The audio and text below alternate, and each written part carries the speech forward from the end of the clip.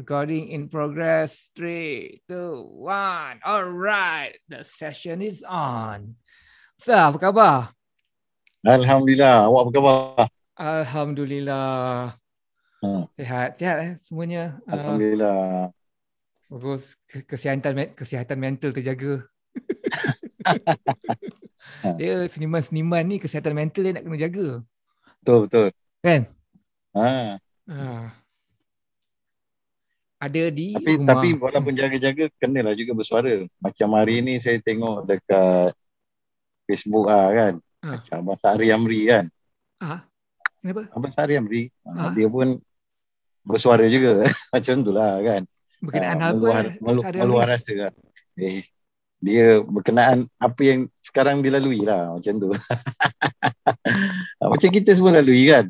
Jadi kita kadang meluah rasa dekat situ. Bukan apa golongan seni ni tak ada perasaan. Takkan lah kan. Tak. Setengah orang dia anggap bila orang seni ni, dia fikir orang seni ni suka hiburan ataupun berhibur je. Dia tak faham antara hiburan dengan seni kan.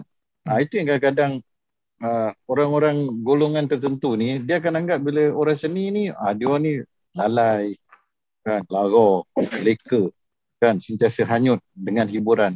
Kepada saya orang-orang macam ni sebenarnya dia tidak menyelami kehidupan yang pelbagai sebenarnya kan? Orang yang menganggap orang seni macam tu. Sekarang orang ni dia macam tu. Macam hari tu kita tengok bila kerajaan announce package macam hiburan dari rumah. Dia anggap apa benda ni pembaziran lah, macam seolah-olah macam leceh lah benda ni kan. Padahal orang seni pun nak hidup juga. Cuma mata pencarian diorang bila pandemik, bila PKP, kena lockdown, kita pun jadi terbatas. Bila terbatas, sebenarnya kita bukan tak berusaha, kita dah usaha cara lain kan. Tapi bila lockdown berulang kali, PKP berulang kali, mata pencarian itu makin sempit dah senang cakap kan. Bila sempit kita minta tolong kerajaan. Kerajaan keluarkan cara untuk menolong kita kan. Tadi tak adalah macam terus okey ini fikir bantuan terus alih masuk akaun, tak ada. Dia bagi dengan ada imbal balik macam okey kita buat hiburan dari rumah. Maknanya kita bukan ambil duit betul-betul lah. Senang cakap. Kan? Macam itulah. Dia sediakan kita program-program untuk kita ambil bahagian dalamnya kan. Tapi setengah orang tu dianggap macam ini semua benda-benda tak berfaedah. Kan? Sebenarnya kita tak nak nampak kita tak berfaedah macam yang dimasukkan tu. Kan? Macam itulah sebenarnya. Apa bendanya yang tak berfaedah kepada orang mengenai muzik? Ada banyak sebab muzik tu memberi faedah kan. Nombor satu, dia memberi hiburan. What is wrong with memberi hiburan? Ada orang yang sedih, berduka, kita kasi dia gembira. Ada orang sedang menggembira, kita merancakkan suasana lagi. Betul, dia santapan jiwa. Kan? Macam kalau katakan orang kecewa, ada setengah orang kecewa dia boleh makan banyak. Tapi kebanyakan orang kecewa dia tak mau makan. Tapi muzik dia boleh absorb dalam badan, mencernakan, mendamaikan, mungkin mengubati secara terapinya kan. Macam itulah. Kadang-kadang kita kena saling memahami. Semua masing-masing Tuhan cipta ada peranan. Kan? Takkanlah semua manusia tu jadi macam tu je. Kita bukan macam lebah sama aja kan. Lebah pun ada dia punya tugas dia. Ada lebah yang petik madu, ada lebah yang kawal ratu kan. Macam tu lah. Jadi kita tak adalah semua manusia tu jadi ustaz kan. Kita ada yang jadi bassist, ada orang jadi gitaris. Tak adalah satu band semua bassist. Betul lah. Macam itulah, kita ada peranan, kita ada bagi-bagi. Allah jadikan kita berbagai-bagai kan. Tapi kita manusia, saling mengenal sepatutnya. Sebenarnya kalau kita tengok balik pada muzik ni kan, tanggapan negatif yang telah diterima kepada muzik untuk sekian waktu ni, mungkin kita kena tarik balik macam layang-layang lah. Bahawa bagaimana muzik ataupun kesenian secara keseluruhannya adalah bersifat untuk membelai emosi dan kerohanian manusia tau. Ya. Baru-baru ni aku borak dengan sastrawan negara, Datuk Bahazin. Dia cakap kalau kita mungkin boleh belajar di sekolah buat thesis dan sebagainya berkenaan perkara-perkara intelektual, perkara-perkara saintifik, perkara-perkara yang membabitkan minda. Tetapi sastrawan ni dia akan membincang, dia akan membuat suatu perkara yang membabitkan naluri terdalam seseorang itu yang tidak akan diperkatakan dalam bidang sains ataupun dalam bidang-bidang intelek dan sebagainya. Jadi sastrawan lah yang akan membangkitkan perkara-perkara emosi ni, perkara-perkara kerohanian, kejiwaan dan kemanusiaan. Betul kan? Dan muzik adalah salah satu cabang seni. Sepatutnya kita kena ada hormat pada muzik itu. Bagaimana dia boleh menjadi makanan jiwa. Medium. Ya, medium yang boleh tembus dalam jiwa. Ya. Sepi. Itu hari-hari buang ngalung. Tak tahu lah. Masa tengok tak? Tak habis lagi. Tengok tapi tak habis. Bagaimana kehidupan tanpa muzik ni adalah seperti penjara. Kalau tak ada irama di sekeliling kita kan. Tak ada makan satu penjara. Tapi di masa yang sama kita jadi hipokrit terhadap nilai dan keperluan seni muzik ni dalam kehidupan kita. Sangat-sangat sedih lah. Ya, sedih. Agaknya apa tahu Musa? Aku agak lah apa yang berlaku. Antara golongan yang memperkecilkan kepentingan muzik ni, golongan yang memperkecilkan kepentingan muzik ni adalah orang yang bukan bersengketa, berebut, bertanding, bersaing dengan muzik ataupun penggiat-penggiat muzik untuk mencapai populariti juga atau mencapai sesuatu. Mungkin kat situ, tapi saya fikir ni pandangan saya. Pandangan saya kadang-kadang saya fikir diorang ni ada dendam personal ataupun sentimental dia kan. Mungkin dulu nak menyanyi, mungkin Allah tak bagi bakat menyanyi kan. Lepas tu dia bila tak boleh menyanyi, dia cubalah buat grup dia yang tu, at least dia boleh duduk belakang dan dia pun ada dalam grup seni tu juga kan. Kemungkinan, tapi dia pun tak boleh juga kan. Jadi bila tak boleh, mungkin dia lompat satu bidang lain dan dia seolah-olah masih simpan rasa rival tu, dia wariskan kepada anak dia. Contohnya anak dia biasa minat, jangan ni benda tak ada faedah, janganlah macam tu kan. Pada aku, sebab kadang-kadang benda tu dendam personal kau, tapi kau letakkan benda garisan tu kepada orang lain juga. Tak boleh lah. Betul. Setuju juga ada. Jadi kalau kita tak boleh dekat situ, janganlah kita jadikan benda tu. Ya, kita kena muhasabah diri kan. Kita kena fikir, Allah jadikan aku sebagai striker contohnya. Kan? Aku bukan goalkeeper. Contohlah macam tu.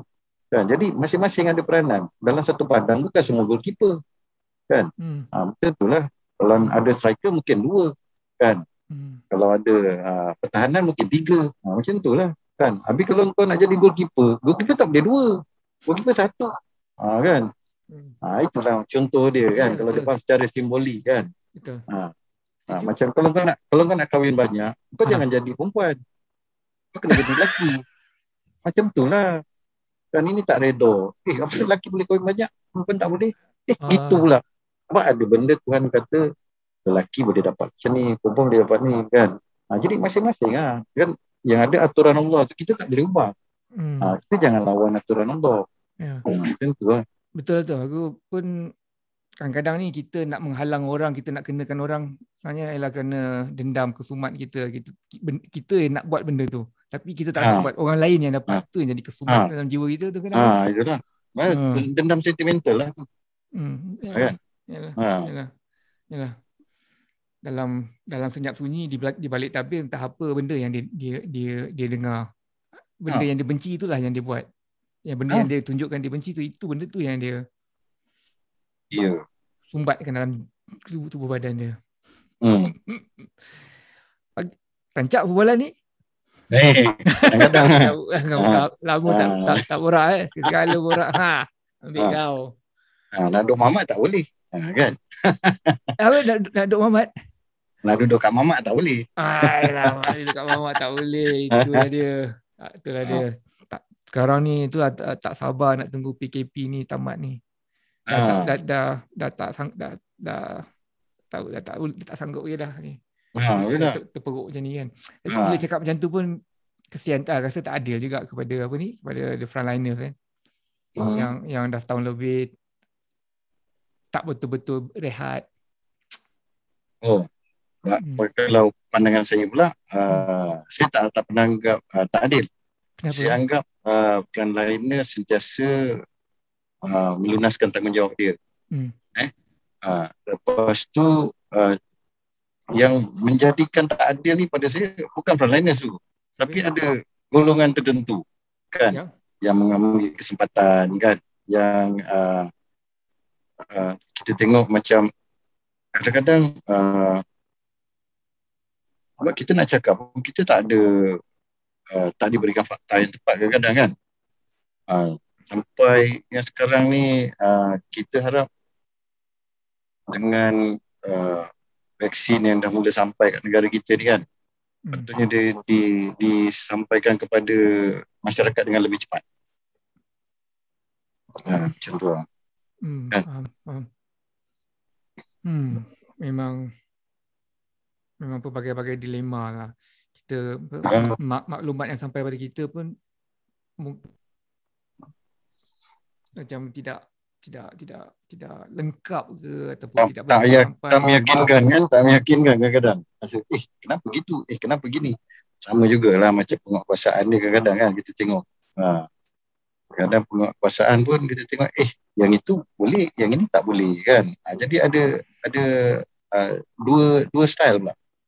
Dua standard lah kan. In regard kepada ni merujuk kepada apa kluster-kluster kayangan ni macam tu kan.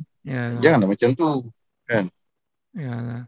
Agaknya keterbiasaan kita yang sekian lama hidup berpuluh-puluh tahun dalam ketiadaan integriti, sekian lama hidup dalam tidak menyapa ratakan setiap rakyat.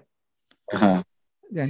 Bila golongan bangsawannya kita bila golongan-golongan ni yang kayangan ni semua kita jumpa macam nak sembah, macam nak cium-cium tangan semua kan. Bila golongan rendah bawah-bawahan ni kita pandang macam enteng tu. Kalau kita tengok orang Bangladesh lah, cara kita layan orang Bangladesh macam tak ada hormat langsung kan. Yang ke mana dah di kedai mamak tu cukup lah. Ya, kat kedai mamak tu kita layan orang kan? Para pekerja tu macam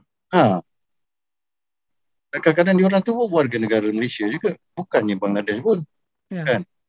Tapi kadang-kadang kita cakap dengan diorang macam macam ada sistem kasta pula. Jangan macam tu kan. Betul lah. Betul. Manners apa? Adab sopan yang macam tu. Kita sebagai bangsa kita tak dapat terapkan betul-betul daripada bawah dan mendalam pun Okey, sikit sekarang kita nak berbalik kepada sejarah silam sekejap Amsa. Sejarah silam okey. Sejarah ni banyak dah tak ingat tu. Tak apa, kita congkel je. Tengok mana yang kita dapat cekau. Okey. So tadi aku baca pasal Axis kan pada tahun 1989 tu, dia punya dalam Wikipedia. Nama awal dia Axis seperti AXIS, betul ke? Betul. Tapi dia bukan 89. Sebenarnya kita orang ni sebenarnya kita tak bukan. Kita orang sebenarnya exactly tahun 1991 sebenarnya. Semua bermula dari tahun tu. Tapi ada setengah orang salah. Dia ingat kita bermula tahun 92, yang ada ingat tahun 90. Ada pula berita yang tulis sampai 89 pun ada. Kan? Jadi sebenarnya sebenarnya 91. Saya ingat lagi masa tu awal mula-mula lah waktu belum ada anggota yang penuh sekali kan. Jadi masa tu dalam lebih kurang bulan 3 lah, lebih kurang macam tu. Bulan 3 dah berapa bulan saya tak ingat, tapi bulan 3 tahun 91 masa tu mula pergi jamming lah kan. Jamming, jadi dari minggu ke minggu. Masa tu jamming dekat Jojos Production, studio di sebuah kawasan di Johor Bahru dekat Bandar Baru Uda. Tampoi, Bandar Baru Uda Tampoi. Tapi bila sebut Tampoi ni orang ingat Suta Gila je kan. Tampoi tu besar bang. Bandar Baru Uda sebagai dalam Tampoi juga dia sebelah sebenarnya. Bandar Baru Uda kita orang dekat Taman Kobina, senang cakap. Tempat dia Taman Kobina sebab dia bangunan Abu Kasim dekat situ. Dekat situ mula ada studio Jojos Production. Dekat situ lah kita mula. Tahun 91, masa tu nama pun tak ada lagi, single lah. Dah lepas beberapa bulan, masa tu Abang Johan Aziz kan. Johan Aziz dia pun duduk dengan saya. Dia cakap, aku ada cadangan 2 nama, kata dia. Kau rasa mana yang okey? Dia tanya saya masa tu. Jadi nama pertama dia bagi Axis, dia cakap. AXIS. AXIS maksud dia Paksi ya kan? Paksi, okey. Paksi. Lepas tu nama kedua MOC. MOC dengan letak singkatan M.O.C. MOC. Jadi emosi ya kan sebenarnya, emosi tapi dia buat macam tu. MOC. Jadi saya fikir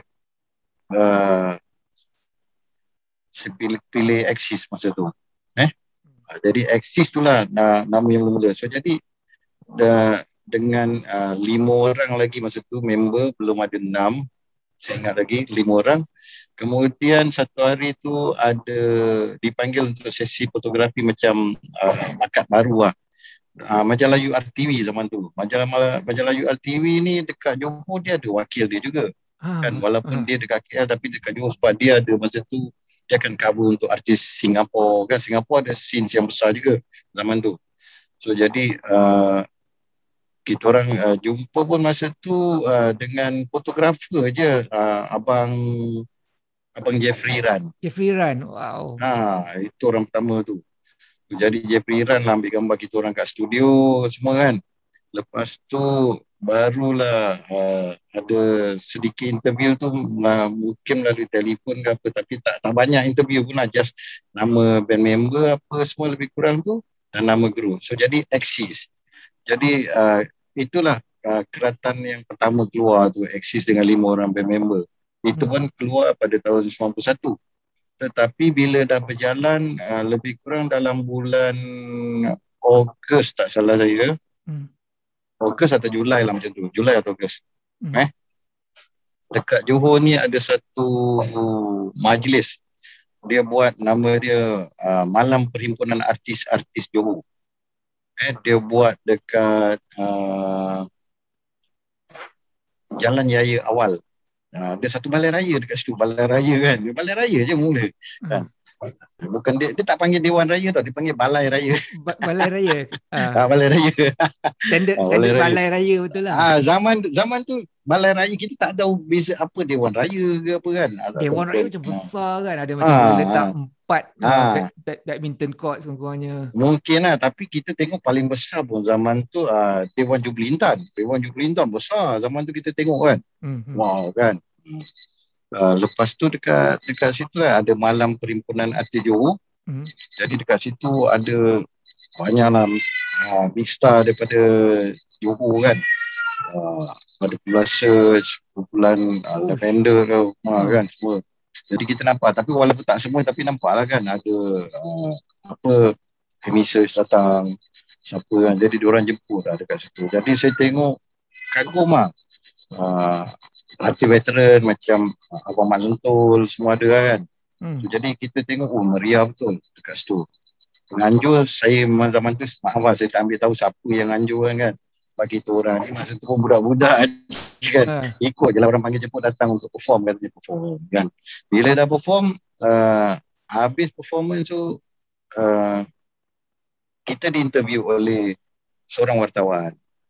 Wartawan wartawan tu, saya pun tak ingat nama dia siapa, tapi saya ingatlah saya beli khabar tu, khabar New Straits Times tau masa tu. Dekat New Straits Times keluar cerita tu. Dah semua dalam bahasa Inggeris. Semua dalam bahasa Inggeris. Jadi dia tanya siapa band member ni, macam biasa interview yang normal lah. Nama ni siapa, ni main apa, kan, nama ni apa, lepas tu umur berapa tahun, okey, nama band apa, okey dah.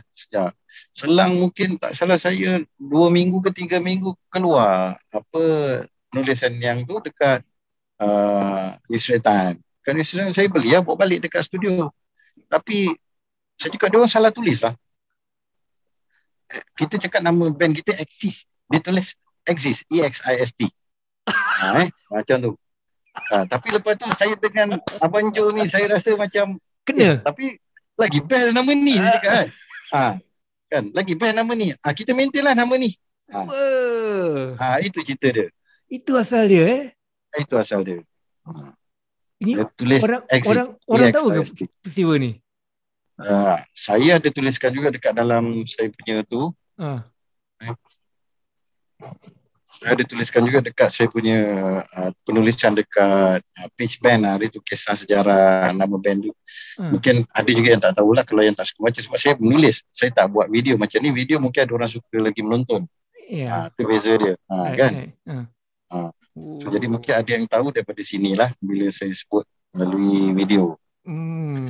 Ini teringat cerita Spider-Man. Mula-mula, what is your name? Man Spider. Man Spider. Spider-Man. Macam tu lah. Dia punya coincidence macam tu daripada wartawan punya kesilapan, dan dia jadi cool. Kemudian saya buat penambahan, ada satu huruf S ketika satu album lepas, macam kita orang kan bertukar penyanyi kan. Bila dah tukar penyanyi tu, lepas tu kita melalui pelbagai ujian hidup dengan saman lah, apalah kan. Masa tu lawan record company kan. Kalau lawan mak bapak, kita lawan record company masa tu. Mak bapak kita tak lawan. So jadi dekat situ bila dah bertukar penyanyi, lepas tu saya rasa perlu ada kesinambungan. Tetapi untuk mengelakkan daripada orang pertikaikan kenapa tak tukar nama band ke apa kan, saya tambah satu huruf S daripada EXIST, tambah satu S, Exist. So dekat situ saya tak nak lah tambah, macam tambah, kadang-kadang orang tambah huruf depan kan. Contoh macam kalau mungkin dia tambah D kan, D Exist ke apa kan, saya tak nak tambah D. Jadi buat saya masa tu saya teringat nanti orang ingat macam Deloitte pula kan. Jadi kalau tambah D Exist, kita ambil Deloitte pula dia ingat. Jadi saya tambah S. Kalau kan pada start bermula album Jangan Gentang. Ia adalah kerana pertukaran kontrak kepada syarikat lain dan juga kepada pertukaran penyanyi. Atas dua sebab. Ya, sebenarnya ada relate dengan kita takut masalah perundangan. Sebab masa tu kita tengah lawan kes mahkamah. Kan? Sebab kita takut nanti kena injangsi, kena tahan daripada membuat persembahan. Ada orang cadangkan untuk tukar nama band kan. Jadi saya rasa kalau tukar nama band macam nak start polish balik, pasang tayar balik, lambat lah kan. Jadi untuk gerakan tu, jadi saya perlu sedikit benda yang sama. Jadi ada perbezaan, saya tambah S dekat belakang tu. Jadi EXISTS.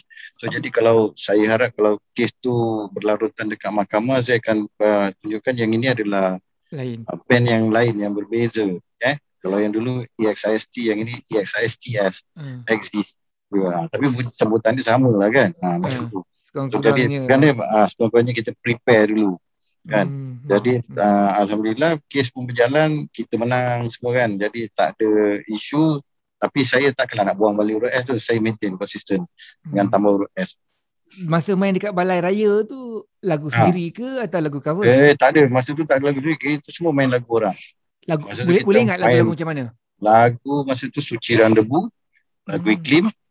Lepas tu lagu Melastik ke Bintang, Search.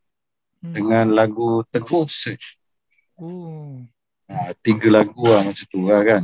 Masa tu kalau suruh main 10 lagu pun kita orang nak sebenarnya. Tapi masa bukan, dia lagi. cakap 3 lagu kan, majlis orang ni. Ya, majlis Kan? orang. Itu pun rasa macam alah sikitnya, padahal dah banyak pun. Kan? Main lagu Search depan Search. Main kan lagu Search ada situ kan. Diorang tak ada cakap apa. Budak ni tak cakap apa pun. Dia tak heran pun dia. Sebenarnya bagi dia orang tak ada apa pun. Kita orang je rasa macam bagus sangat ke ni kan. Macam tu lah. Bagi dia orang tak ada apa pun. Itu je. Masa ni Exist dah full band tu ke masa tu dekat Balai Raya yang awal ni yang tak ada lagi Ujang je. Ujang kemudian Ujang belum ada lah. Tapi dekat situ mana Syah, Ajai, saya, Alung, Mamat, 5 orang tu dah ada lah. Tapi drama tu macam drama yang lama. Ibrahim. Kemudian setelah Ibrahim, lepas majlis tu baru kita jumpa Ujang. Jadi upgrade sikit lah Ujang. Lepas majlis tu. Masa pertemuan Alung dengan Ujang tu enggak ada sana ke? Yang mana? Alung ada ceritakan bahawa di hari dia bertemu dengan Ujang, ada seorang brother datang sekali dengan dia. Lepas tu dia jam sekali dengan brother tu. Itu dia cakap, apa brother ni terror sangat ni. Lepas tu kemudian dia tanya Ujang, siapa brother seorang lagi tu, rambut pendek, kacamata, pakai topi ke? Ujang cakap, itu abang aku. So arwah tu kan? Alung cakap dalam hati, abang muka lain je. Lain. Many occasions later baru Ujang bagi tahu bahawa itu adalah Mandayak. Masa tu kau ada situ ke? Masa tu saya ada. Saya datang. Saya ada. Tapi saya kenal lelaki tu. Sebenarnya saya tengok, ini Mandayak ni. Arwah lah kan. Alung je tak kenal kan? Tapi saya tak tanya Ujang dia tu siapa. Mungkin yang tanya tu Alung dia siapa kan. Sebab saya ni sekan sikit nak tanya masa tu kan. Masa tu masih lagi upper or lower six Ustaz? Saya dah apa sih? Apa sih? Masa tu.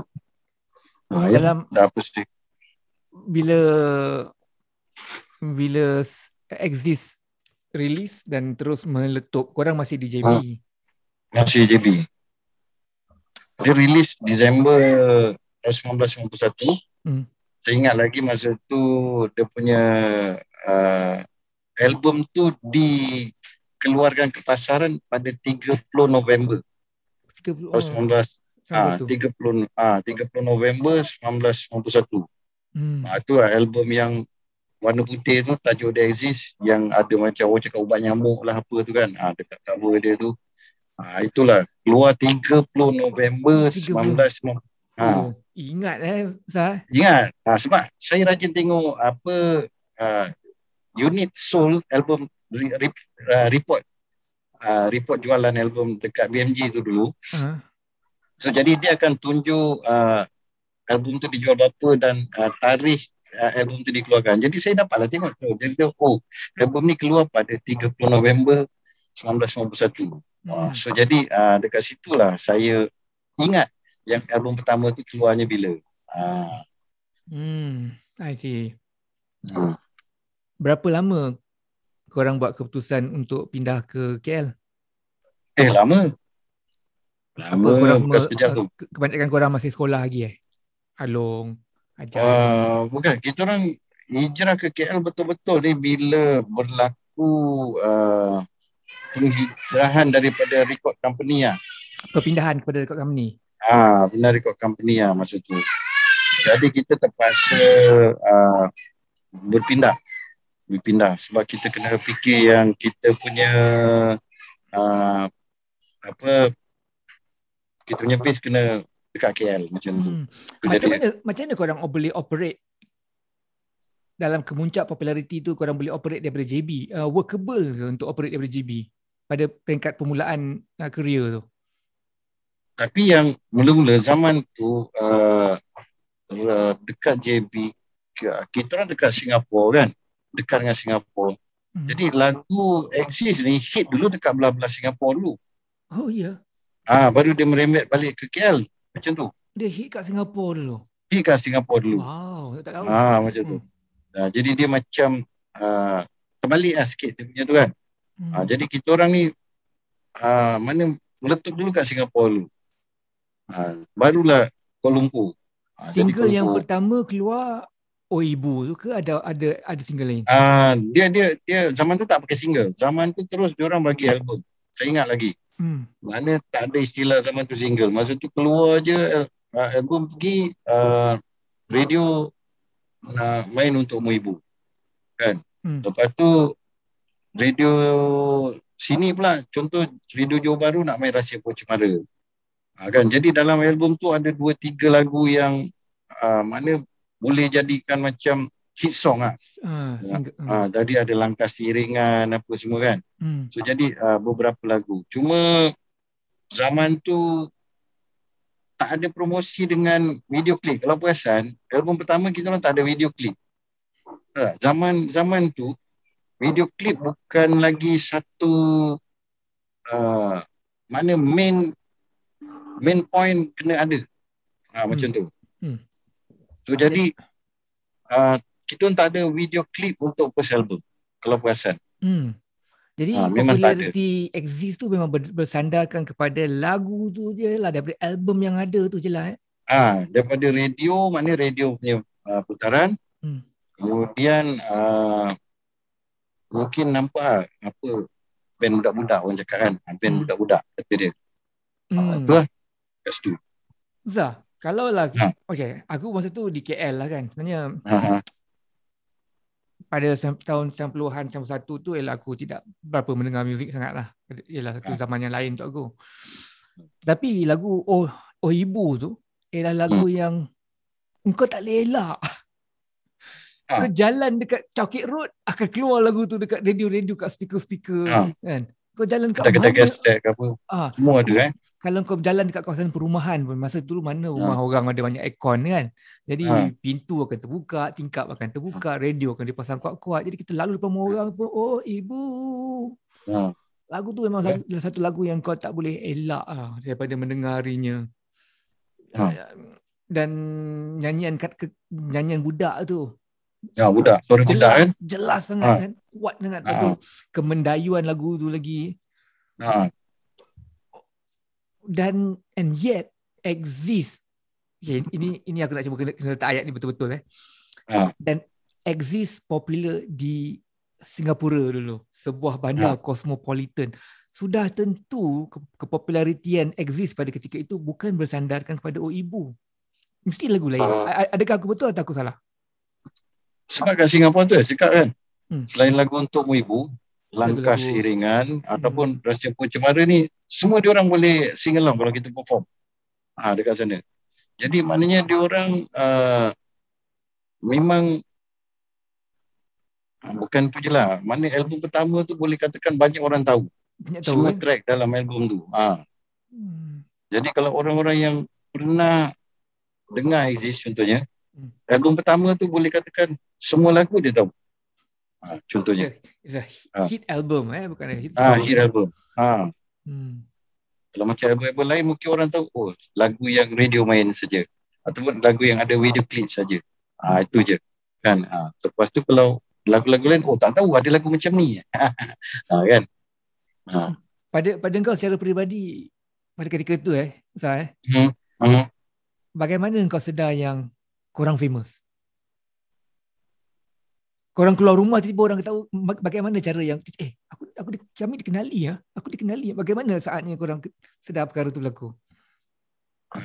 Sebenarnya kalau masa sendirian aku masih boleh mengelak daripada orang kenal sebenarnya bila keluar sendirian kan. Tapi kalau keluar dengan band memang tak boleh elak. Mana orang akan tahu semuanya. Sebab atas pengalaman sendiri kadang-kadang keluar sendiri pernah kira dekat JB sebenarnya, tak payah cerita negeri lain kan. JB ada orang datang, abang ni tu saya cakap bukan lah kan. Terus dia turn balik kan. Kan jadi itu saya cakap, jadi mana kalau saya seorang-seorang saya masih boleh mengelak. Kalau dengan band Ah, suka. Kalau dengan seorang-seorang dia panggil abang ni dia abang. Tapi bila saya dalam band orang panggil adik kan. Dah jadi adik pula. Bila ramai-ramai dengan satu kumpulan jadi adik. Bila saya seorang-seorang orang panggil abang. Abang. Pelik tu. Pelik tu. Pelik kan? Pelik. Kan? Macam itulah keadaan dia. Dari album pertama kepada album kedua, macam mana pengalaman rakaman tu? Perbezaan dia yang paling ketara. Okay, dia ada beberapa perbezaan.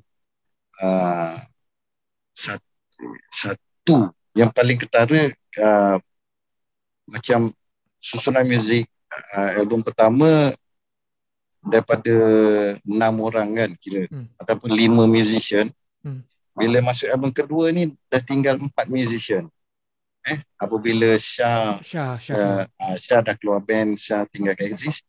Lepas tu jadi bila 4 musician kita terpaksa saling melengkapi ataupun fully utilize lah apa yang ada. Jadi kita tak meletakkan kekurangan tu sebagai satu halangan. Jadi kita hendak buat daripada apa yang ada tu mesti jadi yang paling best. Macam tu. So jadi itu yang pertama lah, langkah pertama bila terpaksa buat 4 orang. Lepas tu studio bertukar. Dekat Singapura macam mula-mula kita record kat Lion Studio. Lepas tu second album pergi dekat Form Studio. Dan daripada analog kita recording ke digital punya recorder pula. Lagi susah ke apa macam mana masa tu?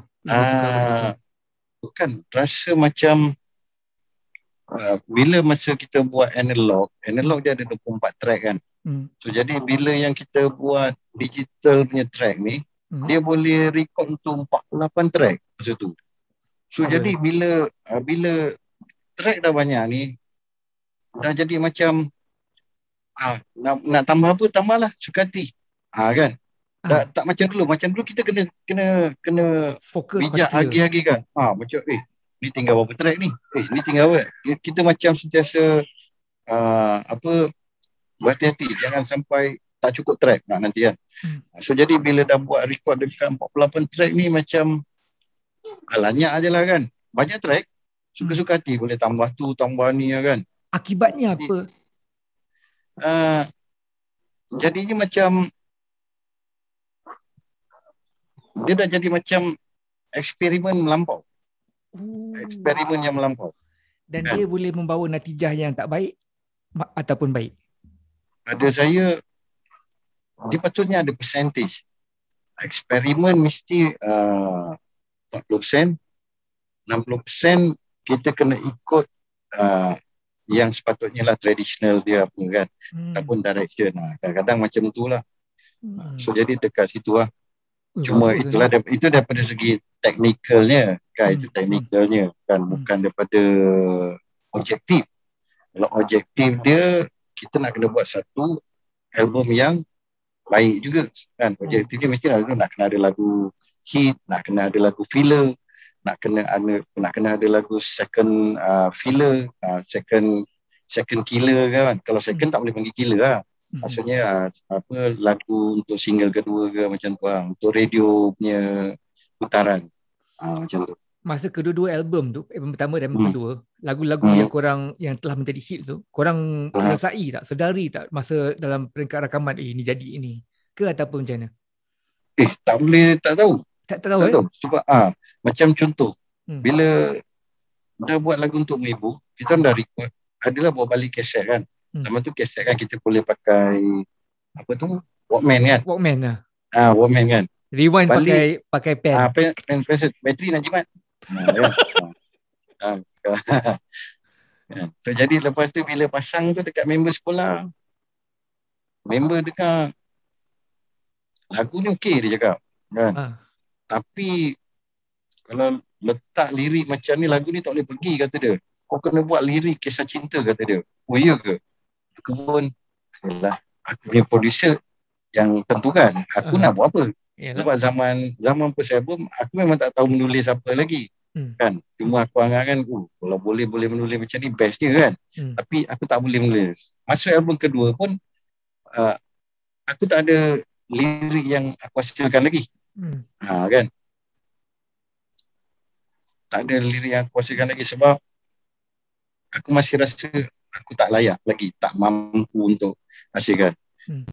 Jadi cuma adalah buat lagu. Zaman tu buat lagu je kan, lirik tak ada. Masa tu dah korang dapat second album, dapat lagu daripada first album kita dah buat lagu, tapi kita tak pernah ada siapa pun yang menulis masa tu. So jadi aku mula belajar atau menulis ni masa album ketiga. Itu baru belajar menulis lirik. Dekat situ. Itu pun nak habiskan lirik masa tu serentak buat 2 lirik tau. Serentak buat 2 lirik. Tapi nak habiskan lirik tu rasanya 3 bulan. Kenapa tak pakai khidmat orang lain? Ada yang dah bagi.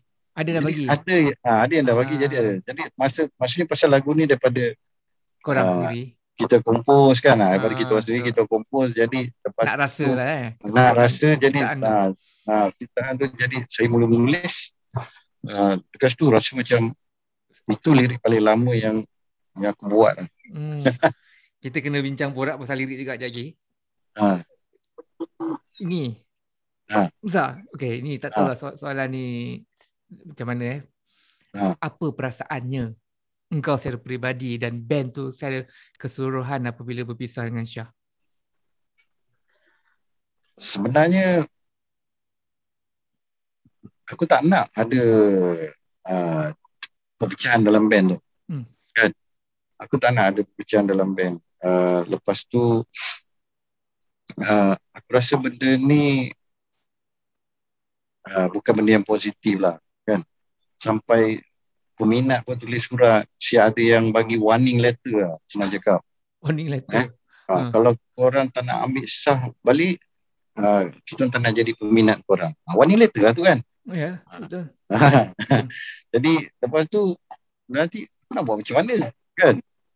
Sekarang Syah ni dah bagi, tapi zaman tu yalah, bila band ada pengurus dan macam aku sendiri tak menguasai bidang pengurusan, jadi macam aku hanya jaga jadual aku. Maksudnya faham tak? Macam okey, aku nak kena buat apa lepas ni, macam seolah-olah aku tak boleh bersuara. Tak boleh bersuara ataupun tak boleh masuk campur dengan decision yang management buat.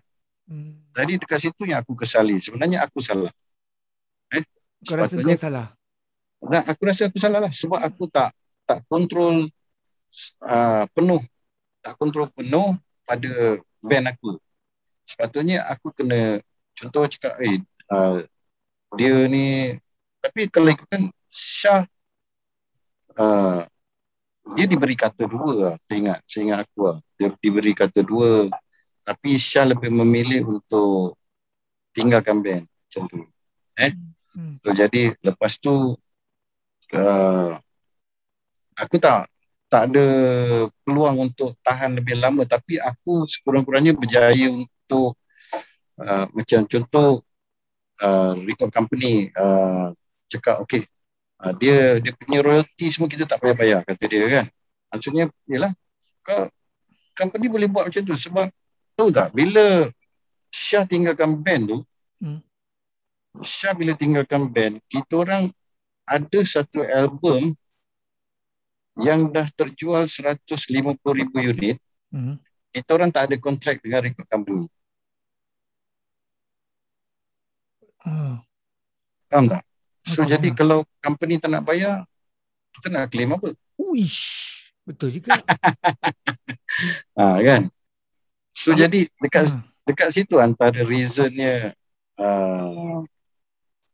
aku bercakap dengan Ujang dan Ajay. Sebab masa tu kalau tak band ni split 2. Dia kalau tak Ujang, Syah dengan Ajai ni akan ke sana, tinggal aku, Alung dan Mamat masa tu yang sebelah sini. Yang itu yang dengan record label sini, dengan production house, record label production house. Ini production second album ni, tak, masih first album tu lah. Masa first album lagi? Masih first album tu. Sebab Syah terlibat first album dia. Jadi first album tu, sebab aku ni antara orang yang banyak argue lah. Mungkin kerana aku paling dewasa dekat dalam band. So jadi aku tanya, mana kontrak? Kenapa tak buat kontrak kan? Nanti kalau tu nanti kan. Jadi banyak penangguhan lalu sampai jadi isu, hampir split dua. Jadi lepas tu aku dapat cakap dengan Ujang kan. Aku dapat cakap dengan Ujang tentang apa sebabnya kita tak boleh keluar kan. Kita kena stay kat sini sebab kita tak sign kontrak lagi, dan royalty macam mana kan, cakap macam tu. So jadi dekat situ Ujang pula bercakap dengan Ajai kan. Tapi untuk sampai ke Syah, tidak di bawah pencapaian saya lah. Mungkin sepatutnya ataupun mungkin dia orang dah cakap, tapi mungkin Syah nak keluar juga kan. Tapi sekurang-kurangnya bila company letak macam kira dia tak nak satu band, tak apa, dia tak ada. Tapi sekurang-kurangnya aku ada bersuara dekat situ, aku cakap jangan buat macam tu kan. Cakap at least walaupun tak ada kontrak, at least bayarlah sampai mana yang album ni dah terjual saat dia ada kan. Dekat situ jadi saya cakap, anggaplah dah ada 150,000 unit ni, bayarlah royalty dia kan. Macam mana yang kita orang dapat, bagilah satu bahagian tu, portion dia tu bagi kan. Dekat situ. Jadi saya pun diberitahu memang Syah dibayar untuk tu. Jadi saya at least lega lah kan. Sebab jangan saya tak anggap dia musuh saya. Saya anggap dia kawan saya juga kan. Jangan naya dia tanpa bayar hak dia kan. So jadi dekat situ. Jadi saya dah buat sesuatu lah untuk kawan saya juga kan. Jadi dekat situ apa ni, aku sekejap cakap aku, kejap saya kenapa? Tak apa, balon je lah, kita ni bahasa kita memang cantik begitu. Oh iya ke? Tapi memang macam tu aku. Kadang saya, kadang aku.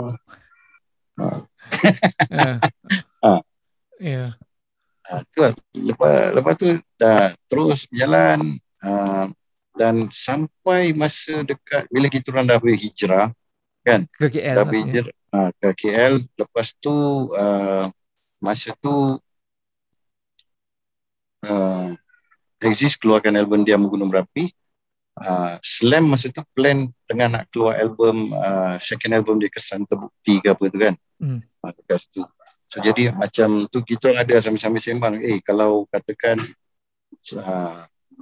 mana saya bercakap dengan Ajai, dengan Ujang dalam kenderaan atau sambil berjalan, cakap kalau katakan Slam ni album kedua ni tak jadi, kita panggil Syah balik join Exist masa tu kan. Kan, tapi memang mungkin rezeki Syah masih panjang dengan Slam. So jadi album kedua tu meletup. Kan, yang ada lagu apa tu, lagu Sari Amri kan, banyak kan, yang sedar-sedar album dia tu. Ini pasal Slam tu Slam tu. Itu album kedua Slam bukan album pertama dia? Album pertama dia orang tak berapa menjadi. Album kedua dia orang yang meletup. Okay. Dekat situ lepas dah meletup tu, keluar pula ada satu compilation yang ada lagu Gerimi Mengundang. Jadi dia orang lagi besar macam tu. Dekat situ. So jadi lepas tu okeylah, alhamdulillah lah, Syah dah jadi kan. Jadi maknanya kita teruslah dengan kita punya anggota yang ada macam tu. I see. So basically perpecahan tu ataupun peninggalan Syah daripada Exist tu adalah kerana isu syarikat rakaman lah ataupun kontrak lah juga. Syarikat rakaman, tapi saya tak jelas kenapa kenapa dia keluar dari band. Sebab saya kalau suka usik Syah sampai sekarang kadang saya usik Syah, saya kadang juga Syah, Syah kenapa kau dulu keluar dari band Apa jawapan dia? Nak tahu reason tu. Nanti Syah cuma dia cuma sengih, dia ketawa je.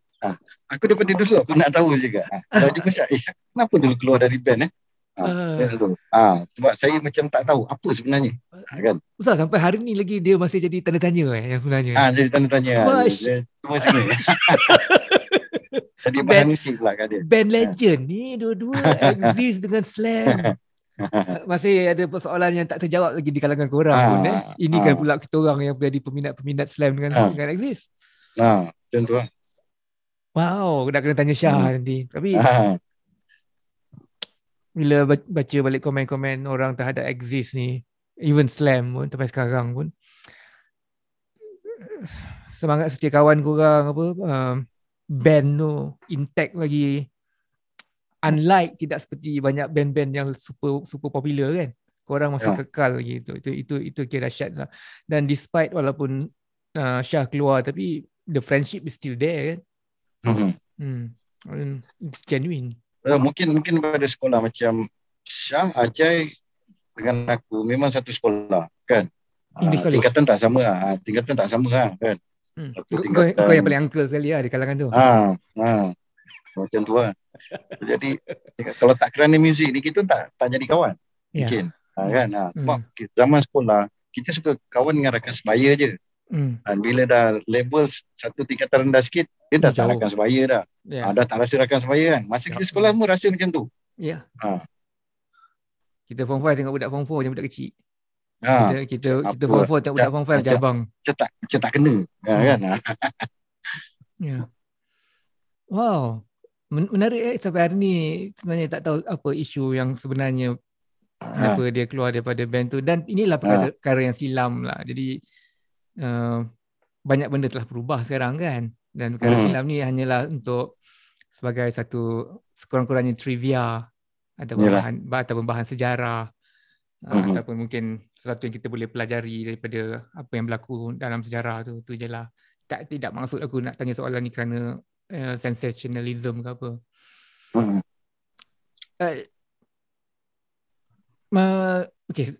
Sorry tanya lagi apabila kemeletupan album Slam tu kan, apa in general korang punya perasaan? Adakah Slam tu saingan ataupun kegembiraan jugalah mengenangkan yang bahawa ada satu macam mana? Aku tak pernah anggap Slam sebagai rival, bukan. Tak pernah. Tak pernah. Sebab bagi aku diorang pun sama kawan kan. Kawan, jadi maknanya bukan musuh kan. Bukan apa, jadi macam kat situ tak pernah tersangkut lah. Tak pernah tersangkut untuk rasa macam dia ni apa, dia ni kan. Dan mana-mana band dalam Malaysia pun sebenarnya kita tak pernah rasa macam aku mesti kalahkan band tu. Tak ada. Ini perasaan aku dalam main muzik. Aku selalu cuma fokus pada band aku sendiri sebenarnya cakap. Kan. Jadi kalau macam kenapa nak jadi busybody pada band orang lain kan. Sebab bagi aku senang je. Kalau macam orang bisa tanya apakah kejayaan kau dalam karier muzik kau, aku kira kejayaan aku adalah bersama band aku. Jadi aku percaya membawa band aku daripada kosong kepada satu tahap yang mana kita ada lagu-lagu yang menjadi evergreen. Macam tu lah kan. So jadi dekat situ yang paling menggembirakan lah sebenarnya. Ya, betul. Ustaz, okay. Antara jarak usia engkau dengan Alung, tak salah aku lebih kurang 5 tahun juga lah. Lebih kurang. Bukan. 6 tahun. Oh, lebih. 6 tahun. Dari segi hierarki persaudara pertalian ikatan darah, engkau kira pangkat pakcik pakcik. Okey, jadi soalan aku ni. Di dalam band Exist ni, adakah engkau terpanggil dari segi nalurinya untuk merasakan yang engkau mesti jaga ini band? Engkau lah ketua yang kena jaga Exist. Adakah engkau ada perasaan gitu? Perasaan untuk jaga tu ada, dan menjadi dan terpikul dengan tanggungjawab ketua. Perasaan sebagai ketua tu bukan. Tak ada. Aku tak pernah fikir yang aku sebagai ketua dan tak pernah bila macam kita duduk-duduk, engkau lah ketua band, sebenarnya macam tu. Jadi sebenarnya sama-sama kita orang tak pernah anggap aku ni sebagai band leader. Dia ni macam kisah tiba-tiba main petik lah senang cakap. Sebenarnya main petik. Kita orang ni boleh macam bila orang tanya aku akan cakap, tak, kau kena tanya Ujang betul. Nanti bila pusing kat sana, orang tanya Ujang, kau kena tanya Musa. Dia macam tu. Dia macam bola pingpong tu pergi kat siapa, macam tu. Kan? Dia macam tu.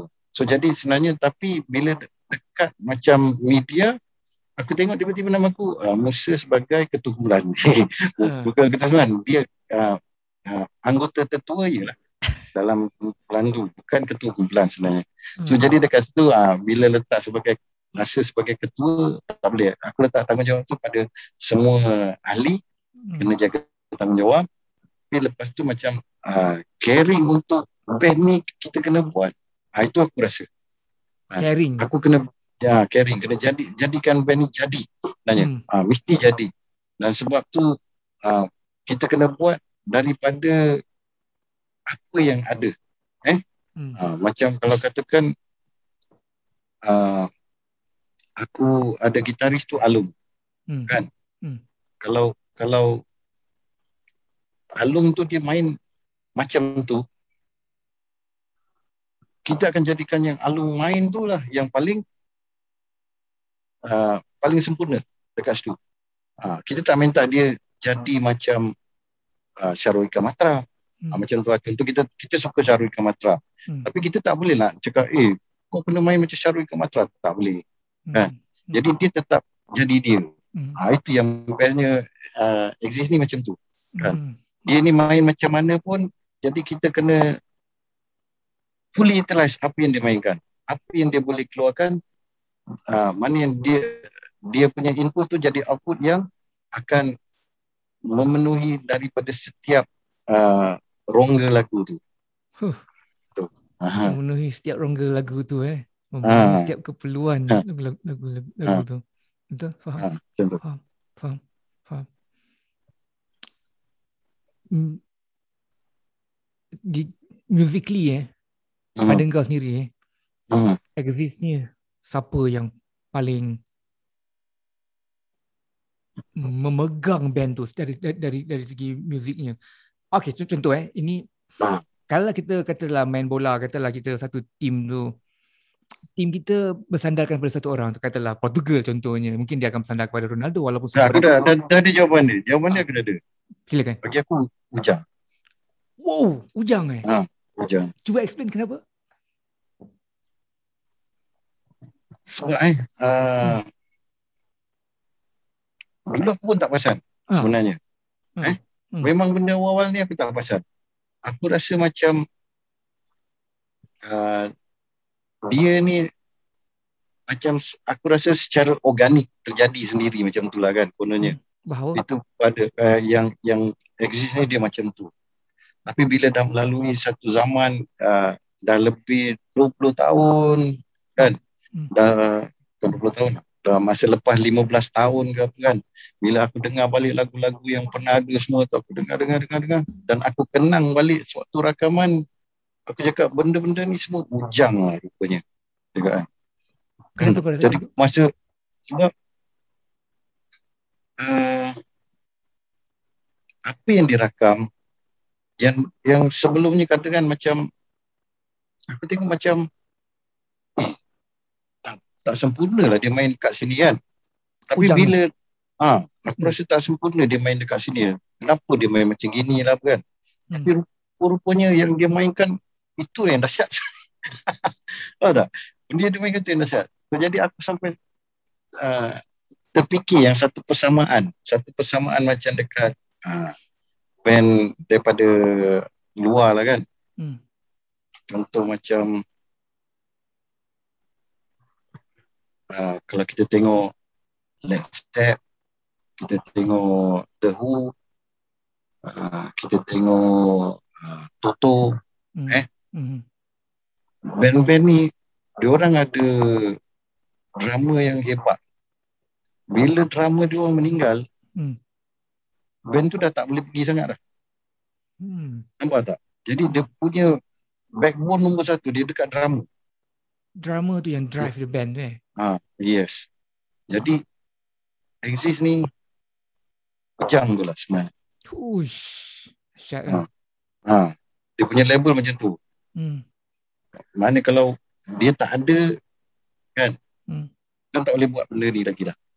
Kalau dia tak ada, korang tak boleh buat lagi benda tu? Tak boleh buat soul yang ada pernah kita hasilkan sebelum-sebelum ni kan. Dapat soul tu, kalau nasi kandar kita panggil dia punya sur lah kan. Dekat sini sur dia tu Ujang sebenarnya.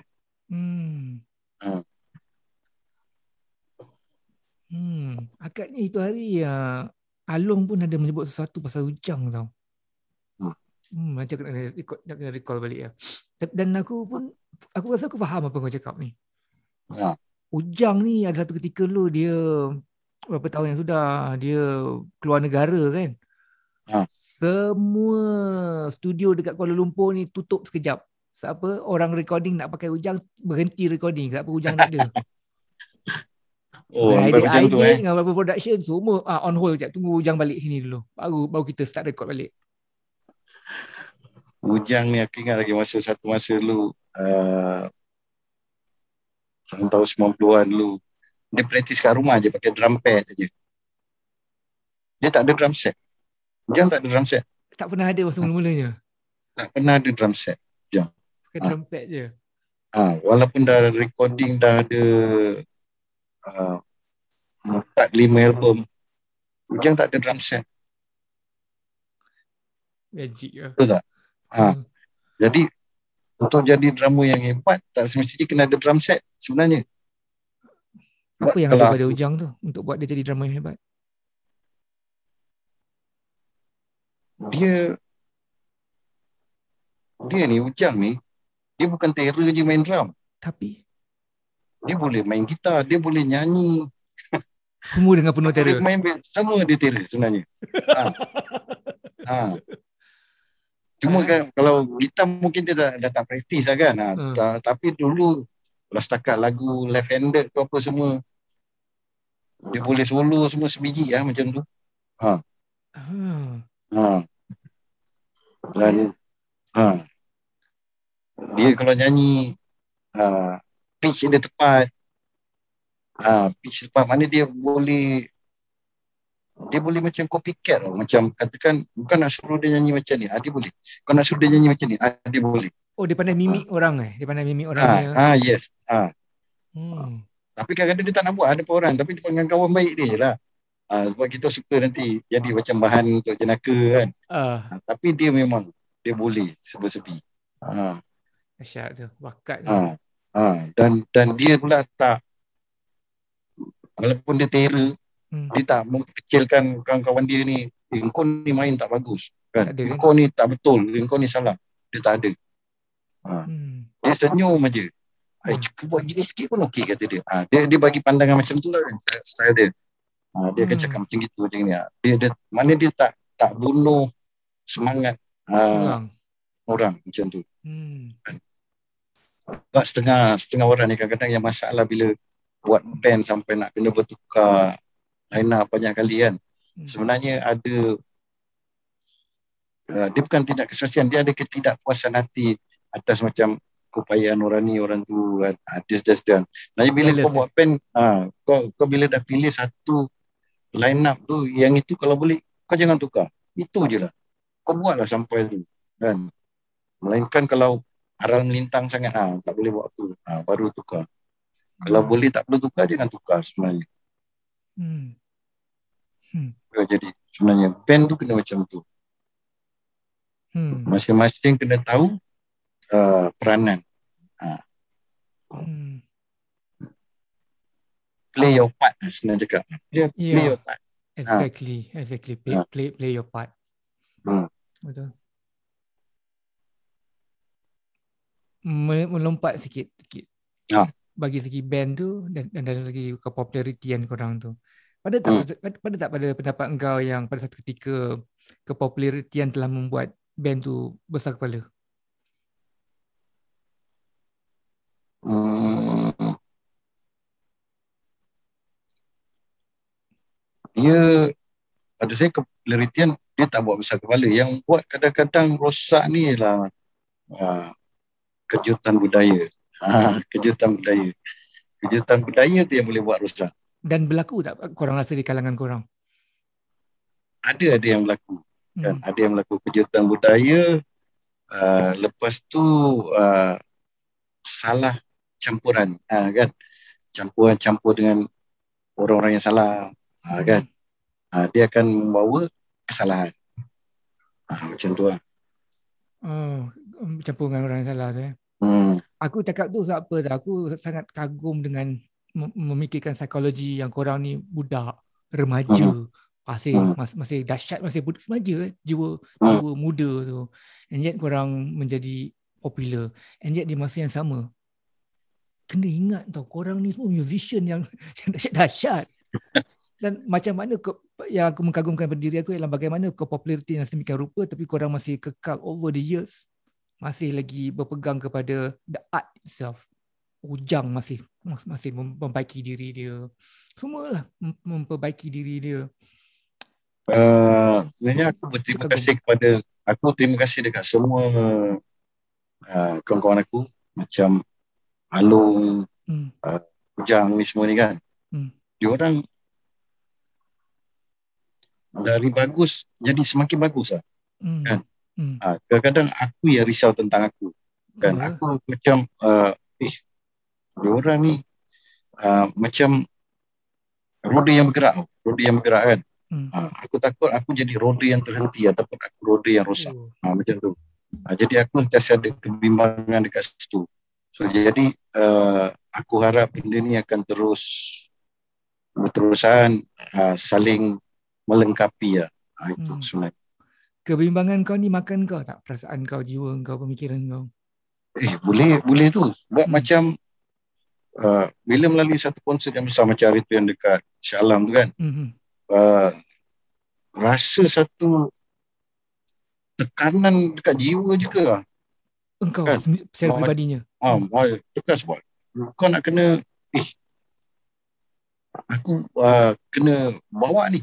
Aku tak boleh nak letak tepi. Kan? Aku kena bawa ni. Part aku ni. Aku kena mainkan peranan aku. Aku kena main part aku ni sebenarnya. Kan? Aku tak boleh lepas tangan dekat situ. So jadi bila lepas konsert tu kan benda-benda tu dirakam kan. Benda tu dirakam jadi bila diorang nak kena nak keluarkan audio yang live, ada part-part tu yang kena redo sikit, kena touch up sikit ke apa kan. Kena tampal ke apa kan. Jadi maknanya kadang-kadang dekat situ ada rakaman dia tak jelas ataupun ada rasa macam ini boleh baiki lagi untuk tampal sikit kan. Maknanya kita tak buat terlalu obvious sangat lah. Just sedikit benda yang teruk sangat baru kita tampal. Kalau tak payah. Dan dekat situ paling mengagumkan Alung lah. Alung. Kenapa? Alung tak tampal apa pun. Dia main apa yang dia main dekat pentas, dia tak ada repair apa. Dahsyat Alung. Dahsyat lah cerita dia dahsyat lah. Dahsyat cerita dia. Aku jadi kagum, Alung boleh macam ni kan. Daripada berpuluh lagu tu yang dia main tu dekat pentas tu, sampai diorang dengar balik, kita orang dengar balik, tak payah tampal apa. Tak payah tampal apa. Memang itulah yang dia main dekat pentas, itulah yang digunakan balik. Punya dahsyat ni Alung ni. Naik berumur kau. Ujang tak payah cakap. Aku ingat macam Ujang je kan, tak kena kan. Punya Ujang pun, Ujang dia datang tengok. Tak ada, Ujang tak ada jas apa pun. Ujang je. Ya, kita dah memang dah agak dah. Kalau Ujang memang takkan ada jas apa dah. Ya, dia memang itu-gitulah. Kan? Alung tu start. Alung. Tak ada salah sikit pun. Tak ada terkucil sikit pun. Apa benda ni Ustaz? Bakat semula jadi dia ataupun disiplin diri dia tu? Aku rasa disiplin diri dia. Disiplin diri dia. Aku enjoy buat benda ni dengan kau. Terima kasih. Dan pada diri kau sendiri, macam mana kau menerima keadaan tu? Dan macam mana? Aku kalau terima macam tu, aku jadi macam aku jangan tertinggal. Tu je. Jadi kau kena push yourself lagi push. Perbaiki diri kau bakal Dahsyat. Band-band yang akan datang kan. Mesti tengok korang lah. Mesti belajar daripada korang banyak benda. Antaranya ialah bukan cara main gitar, main bass, main drum, tapi bagaimana untuk menjadi satu band. Ya, betul. Itu sebenarnya. Sebab aku tengok kebanyakan band yang baru kan. Dia buat lepas dia buat band ni 3-4 bulan dia nak join band lain. Apa pasal tu? Apa pasal kan?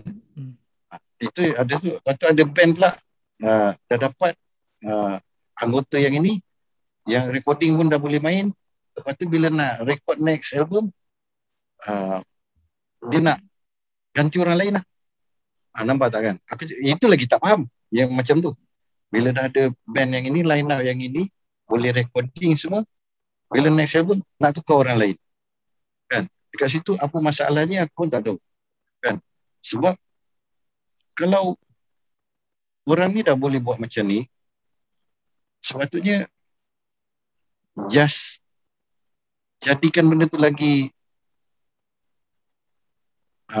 baik lah. Nanya. Kalau contoh kau dah dapat, barang ni tajam, kau asal lah lagi tajam. Kan? Macam tu. Ya. Dia band-band macam tu melihat orang yang satu lagi tu sebagai melambatkan mereka. Baik dia tukar orang. Sepatutnya attitude yang sebenarnya ialah semangat setia kawan tadi tu, bagaimana kita boleh bantu dia naik. Kan? Attitude tu kan. Aku suspect dia bukan datang. Turun. Seekor kucing hitam. Turun.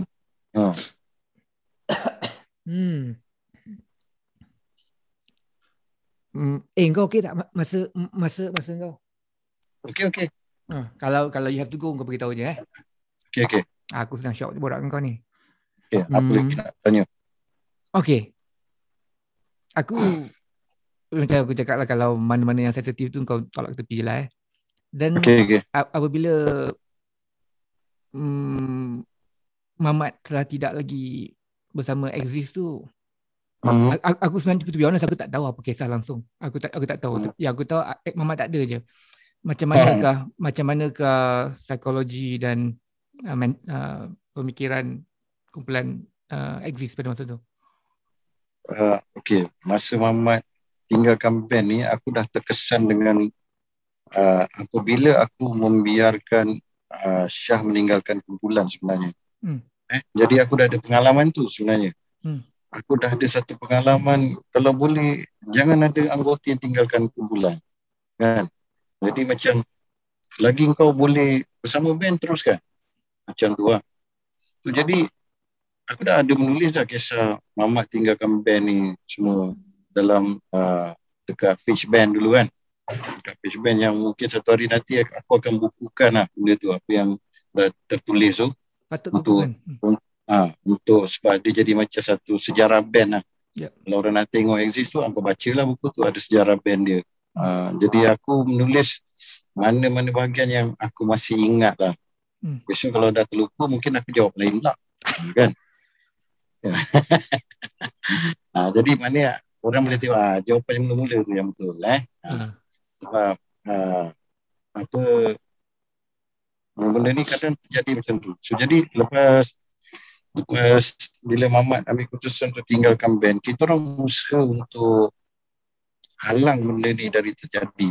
Jadi kita orang usahakan untuk jumpa dia semua kan. Sebab dia berpunca daripada mainan syarikat rakaman yang mengendalikan nak pecahkan ni, nak pecahkan tu kan. Nak ambil ni, nak gagalkan usaha kita, macam tu lah sebenarnya. Tapi kita orang tekad yang asal. Maksudnya yang kita nak bersama-sama satu band, kita cuma nak tukar record label je. Macam tu kan. Jadi bila usaha ni kita buat tak berjaya, kita agak kecewa juga. Sampai terpaksa cari penyanyi lain untuk sebagai ganti kan. Dan benda tu dah terjadi. Jadi kita orang tak boleh pandang ke belakang lagi lah. Kena move forward lah. Kan? Sebab dalam otak aku macam sebagai band daripada Johor lah kan asalnya kan. Kalau boleh nak band member semua dari Johor kan. Jadi kalau macam balik kampung semua balik. Naik KL semua naik. Kan macam tu lah cerita dia. Jadi suatu benda ni yang mengubah pemikiran aku ni macam bila dah dapat izzat pun dulu kan. Jadi rasa macam okey ke? Tak ada lain lagi ke? Rasa macam tu lah kan. Mula. Bukan rasa dia tak sesuai apa. Cuma rasa macam dia daripada utara kan. Kalau boleh kita nak cari orang Johor lah kan macam tu. Asal ada fikir macam kampung senang kan. Tu belum lagi perasaan masa bila kau bujang, kau nak cari satu band member semua bujang. Bila ada yang band member dah kahwin, rasa macam tak sesuai ada ni dah kahwin kan. Zaman dulu boleh rasa macam tu. Tahu tak? Perasaan-perasaan tu ada perasaan macam tu. Aku tak tahu pun. Ada macam apa, aku buat band daripada zaman bujang lagi kan. Bila buat, lepas tu ada penyanyi, contoh kita nak ambil, dia ni dah kahwin. Dah kahwin. Lama. Susah ni nanti kalau orang dah kahwin ni kan. Kan. Bukannya kita ambil janda. Cuma budak ni lelaki tapi dah ada bini. Itu je. Itu pun rasa macam tu kan. Macam-macam. Ini susah ni nanti. Sampai ada perasaan macam tu. Sampailah satu masa tu Ujang jawab. Kenapa? Tak okey ke? Orang Kedah. Itu dia kan.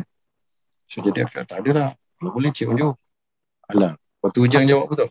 Alah, penyanyi lu yang dulu pun orang Johor. Bukan bagus banget pun orang Johor. Kan?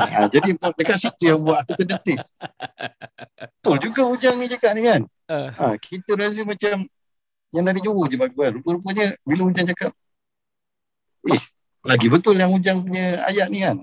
Okey lah. Aku malas nak fikir tu. On lah.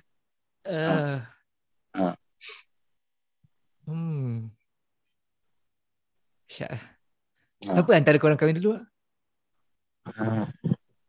Kahwin dulu Ajai kot dulu. Ajai kahwin. Dan bila dia kahwin tu, dia punya dynamic of the band agak berubah sikit lah. Yang apa yang kau rasakan tadi tu semua macam ada sikit lah sentuhan, ada sikit lah perbezaan. Sama je. Tak juga. Cuma macam Ajai bila dia tinggalkan band, kita tak jadi isu tau dengan dia. Sebab Ajai ni dia keluar daripada band bila dia dah mula bekerja dengan record company zaman tu kan. Dia kerja dekat Warner. Mula dia buat engineering dekat audio studio Ocean ke apa? Ni utusan audio. Dia kerja situ. Dia kerja situ. Lepas tu dia kerja pula Warner Music. Bila dia dah kahwin, dia macam komitmen untuk pergi promosi ke apa, dia dah tak sempat. Jadi satu hari dia suarakan benda tu dekat Pak Aziz untuk keluar dari band, untuk tak mengganggu pergerakan band, supaya tak jadi isu nanti masalah disiplin lah, tahulah kan. Bila jumpa reporter ni, katakan band member berapa orang? 5 orang. Habis sampai kenapa 4 orang? Kan contoh lah. Masalah disiplin katanya. Padahal kita tak kisah pun kalau seorang tak ada nak bergambar kan. Tapi pihak media ni tak boleh. Kalau band kau 5, kau kena ada 5. Lepas tu tak boleh pula macam letak seorang ni pakai sambil untuk bergambar je apa kan. Tak boleh pula. Dia dah kenal pula muka yang siapa tu. Kan contoh macam muka Ajai tu. Mana boleh tukar. Kan kita nak letak session bergambar. Kan. Tak boleh pula. Jadi dekat situ lama kita rasa tu Ajai tarik diri dari band. Tapi kita orang masih jumpa dia kan, pergi mancing ikan sama-sama kan. Macam tu, cuma dia tak bersama band. So jadi kita teruskan career berempat masa tu. Jadi tak ada isu. Because korang dah gradually berubah daripada slowly because dia kerja dengan syarikat semua okay, faham. Okay, nak melompat ke salah satu album yang groundbreaking jugalah. Because korang pun dah band yang dah masak, tiba-tiba tahun 2001 album yang ada Jasnita tu. Engkau setuju ke album Jasnita tu satu lonjakan ke satu level kepada satu level yang lain? Kalau ikutkan, kita orang dari album ke album sentiasa ada eksperimen. Setuju. Ada eksperimen. Setuju. So jadi kepala dalam segala eksperimen ni yang menyebabkan kita orang terpaksa buat eksperimen ni ialah Alung sebenarnya. Alung. Okey. Alung ni dia gitaris satu, dia gitaris. Lepas tu dia muda. Lepas tu dia daripada satu kerisauan kita. Contohlah dulu daripada 2 gitaris dah jadi satu. Jadi kita rasa macam bimbang. Alung boleh carry ke kan? Daripada yang pertama sekali bila dia second album tu kan, dia dah jadi seorang. So jadi perasaan bimbang tu terbawa ataupun macam sayang sangat lah kan. Sayang sangat, takut nanti macam kita menyusahkan Alung ke apa kan. Jadi kita kena main cita rasa dia kalau boleh. Muzik kita mesti ikut cita rasa dia. Kan. Cuma lagi satu Alung ni pula dia rajin explore dari muzik macam ni ke muzik macam gitu ke muzik macam gini kan. Jadi kita orang ni macam aku dengan Hujan ni ikut dia. Dia nak gini dia nak gitu, dia nak gini okay, kita ikut je Alung ni tu. Dan lagi satu, bila apa yang dia dengar tu kita orang terpaksa dengar. Macam tu. Contohnya? Contohnya kalau macam tiba-tiba dia suka The Beatles. Kita duduk satu rumah, dia pasang The Beatles, kita kena dengar The Beatles. Nanti kena main The Beatles. Kalau katakan dia suka Oasis, dia pasang Oasis, kita dengar Oasis, kita kena main Oasis. Macam tu. So jadi benda-benda tu menyebabkan bila kita main muzik orang ni, dia ada beberapa peratus tu akan tinggal dalam jiwa kita sebenarnya. Dia tak ada 100%. Macam kita orang tak ada lekat macam kita suka Metallica, kita main Metallica je, lagu grup lain semua kita tak nak dengar, semua akan jadi rosak kita punya karakter muzik ni. Tak, kalau macam Alung ni tak, dia akan bawa kita daripada muzik macam ni kepada muzik macam tu, dan kita akan main dan dia akan tertinggal dalam kita punya sentuhan, kita punya untuk eksperimen. Jadi percentage tu yang kita letakkan tu semua daripada apa yang Alung direct kan. Explore. Jadi Alung lah dia buat direction untuk muzik ni pergi mana. Macam tu. Yang best tu korang support korang support dia tu. Jadi kena buat macam tu. Korang support dia, and yet ada Ujang, and yet Ujang pun sendiri drive the band. Sebab Ujang ni dia tak pernah macam kita main muzik yang gini lah, muzik itu tak ada. Dia tak ada. Dia jenis macam main apa ni? Okey. Dia okey saja. Dia tak pernah bantah.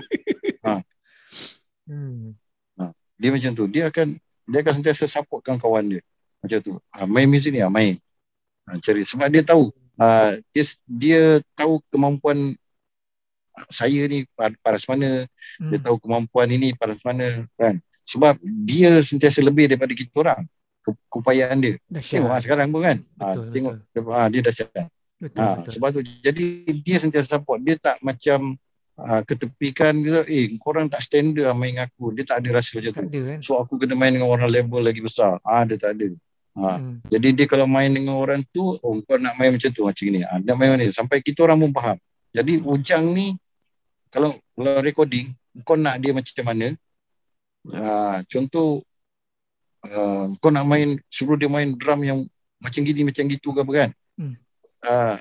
Jawapan dia simple je. Kau cuba buat bunyi yang kau nak suruh Ujang main tu.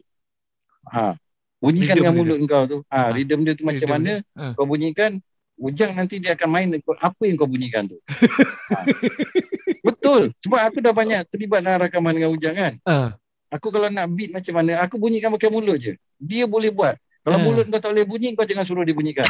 Mana? Mulut kau pun tak boleh bunyi, kau jangan minta Ujang bunyikan. Zah, kau tidak rasa intimidated ke ataupun risau ke yang kau bermain gandingan antara bassist dengan drummer tu mesti ngam kan? Kau dengan Ujang ni, kau macam mana perasaan dia main dengan Ujang? Aku rasa Ujang dia bagi muka kat aku kot. Faham tak? Ujang ni dia bagi muka kat aku. Dia tahu keupayaan aku dah paras ni. Bukan aku merendahkan kau, tapi tahu. Tapi tahu. Tapi itu pada aku. Ujang ni dia bagi muka kat aku. Dia bagi muka. Dia bagi muka kat aku. Dia tahu keupayaan aku main macam paras gini, dia layan macam tu je. Dahsyat itu. Dahsyat itu. Dahsyat. Best lah korang, chemistry antara korang tu complementing kan. Saling mengangkat satu sama lain. Mana yang bawah diangkat, mana yang tinggi mengangkat yang semua. Macam tu. Dahsyat. Berbalik pada album tu, betul lah. Aku setuju lah. Yang daripada satu album sentiasa ada peningkatan. Cumanya mungkin sebab apa, pada ketika album Jasnita tu, apa tajuk album tu? Ada. Pada album tu aku mula setahun dua terbabit dalam industri muzik. Jadi album tu aku nampak dengan penuh kejutan album tu. Lepas tu arrangement lagu-lagu tu semua yang sampai sekarang apabila aku dengar lagu Jasnita tu, aku macam kagum dengan melodi yang macam tu korang boleh bikin menjadi satu yang, bukan aku nak merendahkan melodi tu memang melodi tu biasa sebenarnya. Melodi tu memang ada lah di situ, tapi macam mana korang ambil lagu tu dan korang gaul dia jadi arrangement yang macam jadi tu. Lain kan. Itu memang dia cerita dia, kita kenal Abang Harun ni daripada first album lagi. Daripada dia bagi album pertama lagi. Masa tu zaman tu cakap pakai telefon, dia call daripada public pun tak salah ke dari rumah macam tu lah. Aku dekat studio Jojo's Production, dia call kan. Jadi dia cakap dia ada lagu lah, sampai dia datang, dia hantar lagu, dia bagi. Dan Harun ni pula, dia adalah seorang yang buta kan. Lepas tu dia daripada tak boleh main gitar, mana dia kali pertama dia cipta lagu, dia tak boleh main alat muzik pun. Dia tak boleh main alat muzik. Dia hum melodi tu dan dia dah siapkan lirik dia sekali. So jadi dia nyanyi, okey kita orang buat. Jadi arrangement dia macam tu. Jadi bila masuk next album pun dia bagi lagi melodi pun dia bagi, kita orang buat lagi kan. So jadi dah ada 2 album yang dia terlibat sama. Lepas tu album ketiga, keempat dia hilang lah kat mana tak tahu, dia buat dengan apa, dan kita masa tu berhijrah masalah undang-undang kan, jadi tak jumpa dia. Jadi dah lepas album kelima nak masuk album yang ke-6 tu lah masa tu, kemudian terjumpa dia balik dekat Kuala Lumpur ni kan. Terjumpa balik, tanya Abang Harun, ada kan, ada. Dia pun okey lah, nanti Abang Harun bagi lah dia punya sampel kaset dia. Aku dengar gitu je lah, melodi dia sama macam daripada zaman Langkah Seiringan masuk lagu Janji Padamu, melodi dia sama sebenarnya. Tapi masa tu cakap lu kita modify lagu ni kan. Harun pun tak tahu kita akan buat lagu dia jadi macam tu. Dan malah dia terkejut lah bila dia dengar pun.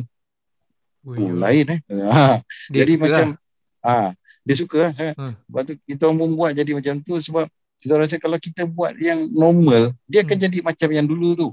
Dan macam yang orang-orang lain pun dapat lagu tu kan. Jadi kita orang try pecah-pecahkan lagi lah. Mana dengan tempo yang macam gitu, dengan sedikit persembahan permainan yang lagi different kan.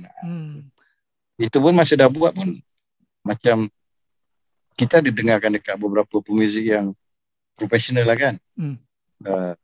Dia datang macam dekat studio zaman tu, sebelum release lah, dia pun dengar, dia cakap aku rasa lagu ni kurang lah kan.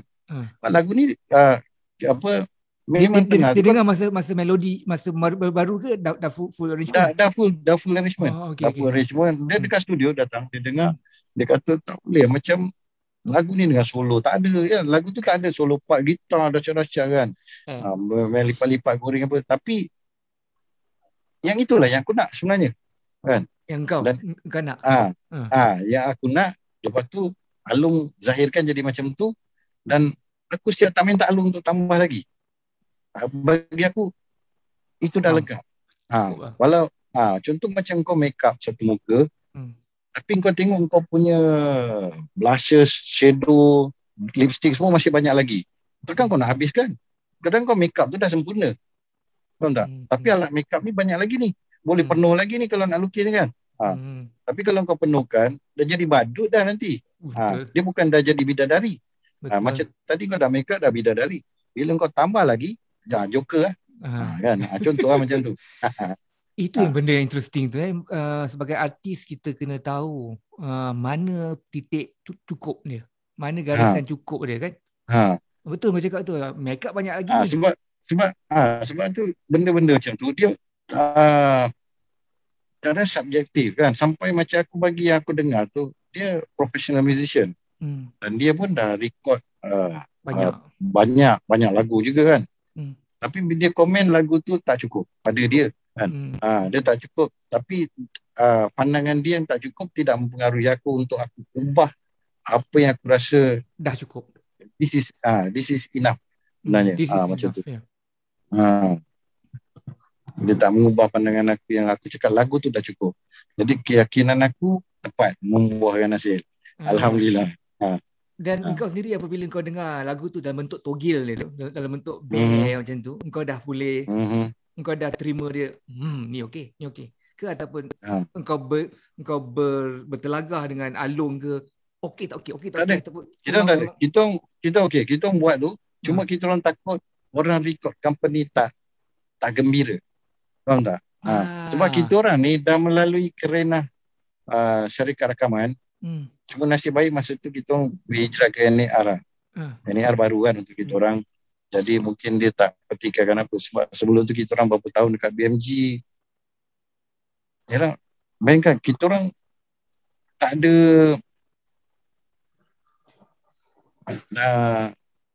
bukan anak emas record company tau zaman tu.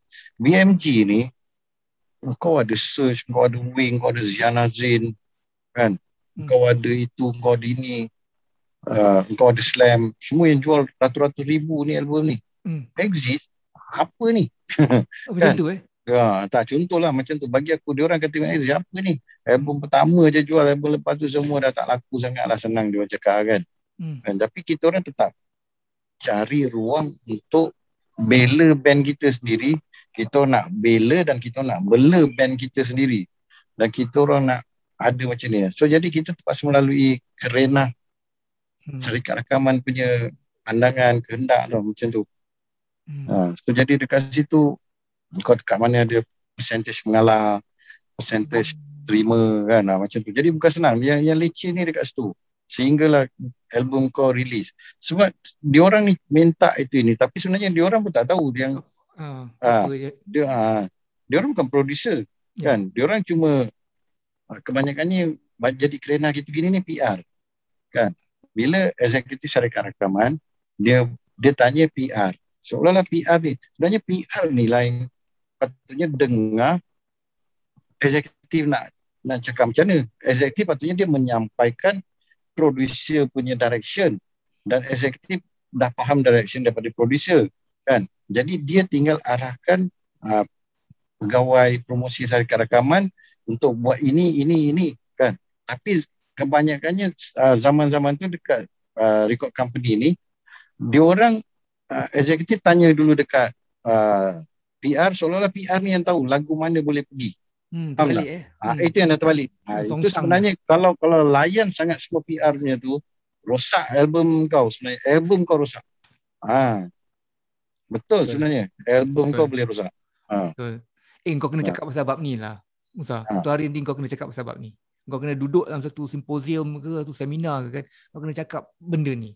The hierarchy in the recording company ni. Bila kau cakap eksekutif tadi, maksudnya artis and repertoire department artis repertoire dia kan bincang sebenarnya. Macam aku pernah jadi A&R juga kan. Jadi aku akan bincang dengan owner record company ataupun executive producer kan. Executive producer ni dia keluar duit, dia tahu dia nak untung je. Dia tak tahu pun kau nak buat macam mana. Dan kau pula akan tahu dengan producer mana, lagu yang mana kan. Kau yang untuk buat tu. Dekat situ yang kau dah nampak, oh dia ni boleh dibuat macam gini. Contoh kau dapat satu slide sebelah ikan salmon kan. Sebelah ikan salmon ni kau boleh masak apa dan kau buat apa yang jadi sedap kan. Jadi kau dah plan juga dengan dia. Kalau setakat kau nak buat salmon tom yum, aku rasa yang orang tu buat tom yum campur tu lagi sedap kan, macam tu lah. Lagi dahsyat. Jadi wasting time. Betul kan. Jadi salmon tu kau kena masak salmon macam yang dianjurkan sepatutnya. Macam tu lah. Jadi lepas tu yang PR ni pula dia tak boleh lah bila dah siap.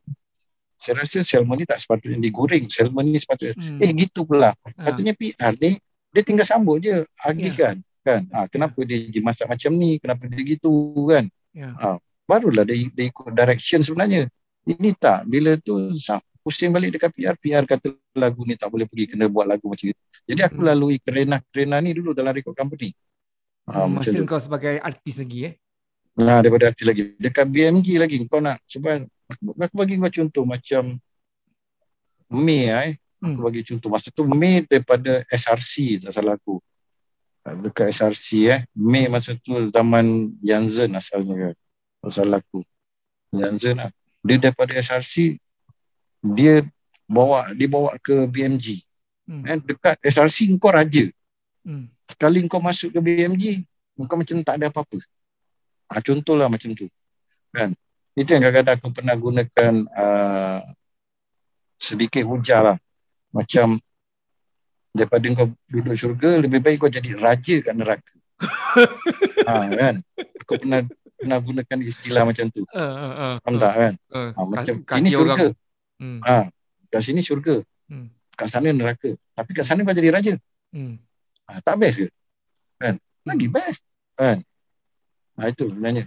Jadi yang kita orang pula dah masuk sini, lepas tu kita mana macam anak tiri lah pun ada kan. Jadi kau nak buat macam ini yang tukang pangkah kita punya idea ni selalu PR lah sebenarnya kan.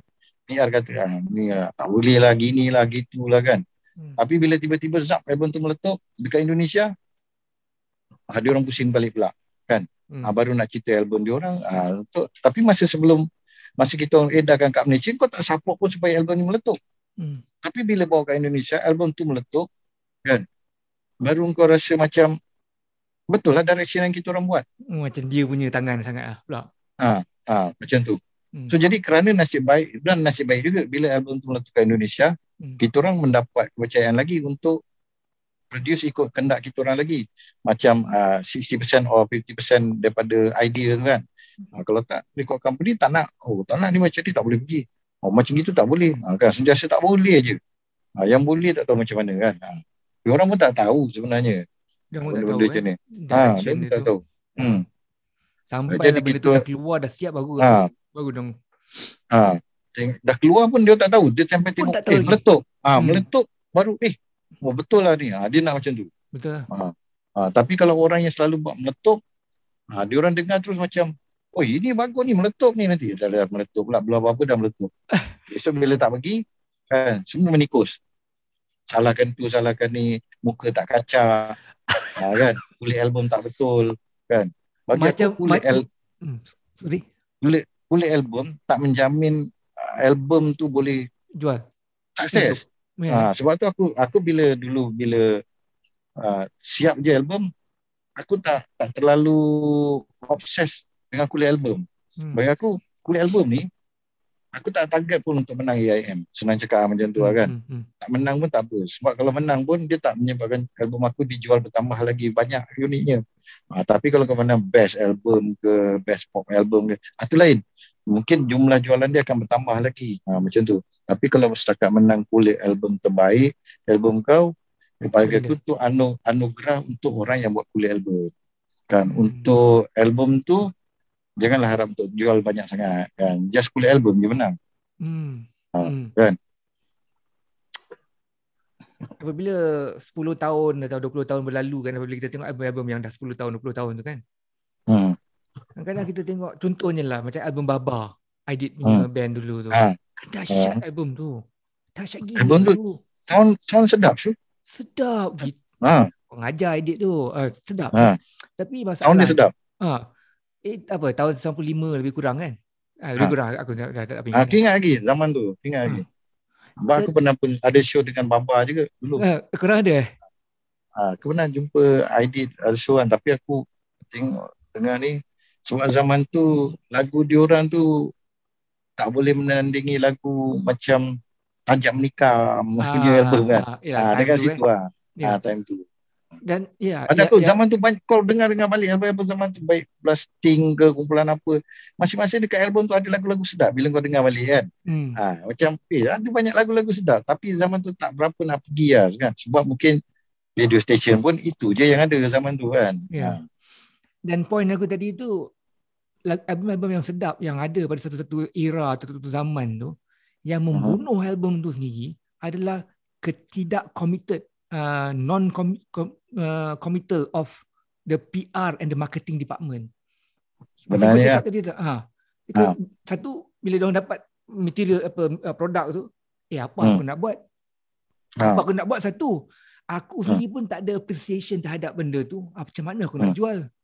Sepatutnya dia macam cakap dia sambut benda tu dan dia kena tengok lama-lama macam mana aku nak jual benda ni. Apa proses pemikiran yang perlu ada untuk jual benda ni. Itu yang tak ada. Tu macam kau cakap dia best lah. Kalau kau ikut cakap orang tu, terlungkup lah cakap kau. Band kau yang lingkup. Band kau tak ada buat album lagi dah lepas tu. Kalau dengar cakap dia orang tu. Melompat ke era engkau sebagai artis and repertoire. Soalan dia atau tidak dia adalah melampau tak yang kau belajar dari sudut pensyarikatan apabila kau duduk dalam artis and repertoire? Banyak sangat tak yang kau belajar mengenai industri ni duduk situ berbanding dengan menjadi seorang artis? Banyak sangat. Okay. Banyak benda. Dan daripada yang asal pun kan, aku tengok record company, kalau ikutkan, macam ada setengah orang kata record company itulah yang buat cetak rompak, yang jual tapi setahu akulah, bila aku duduk dalam record company tak jual yang cetak rompak. NAR tak jual?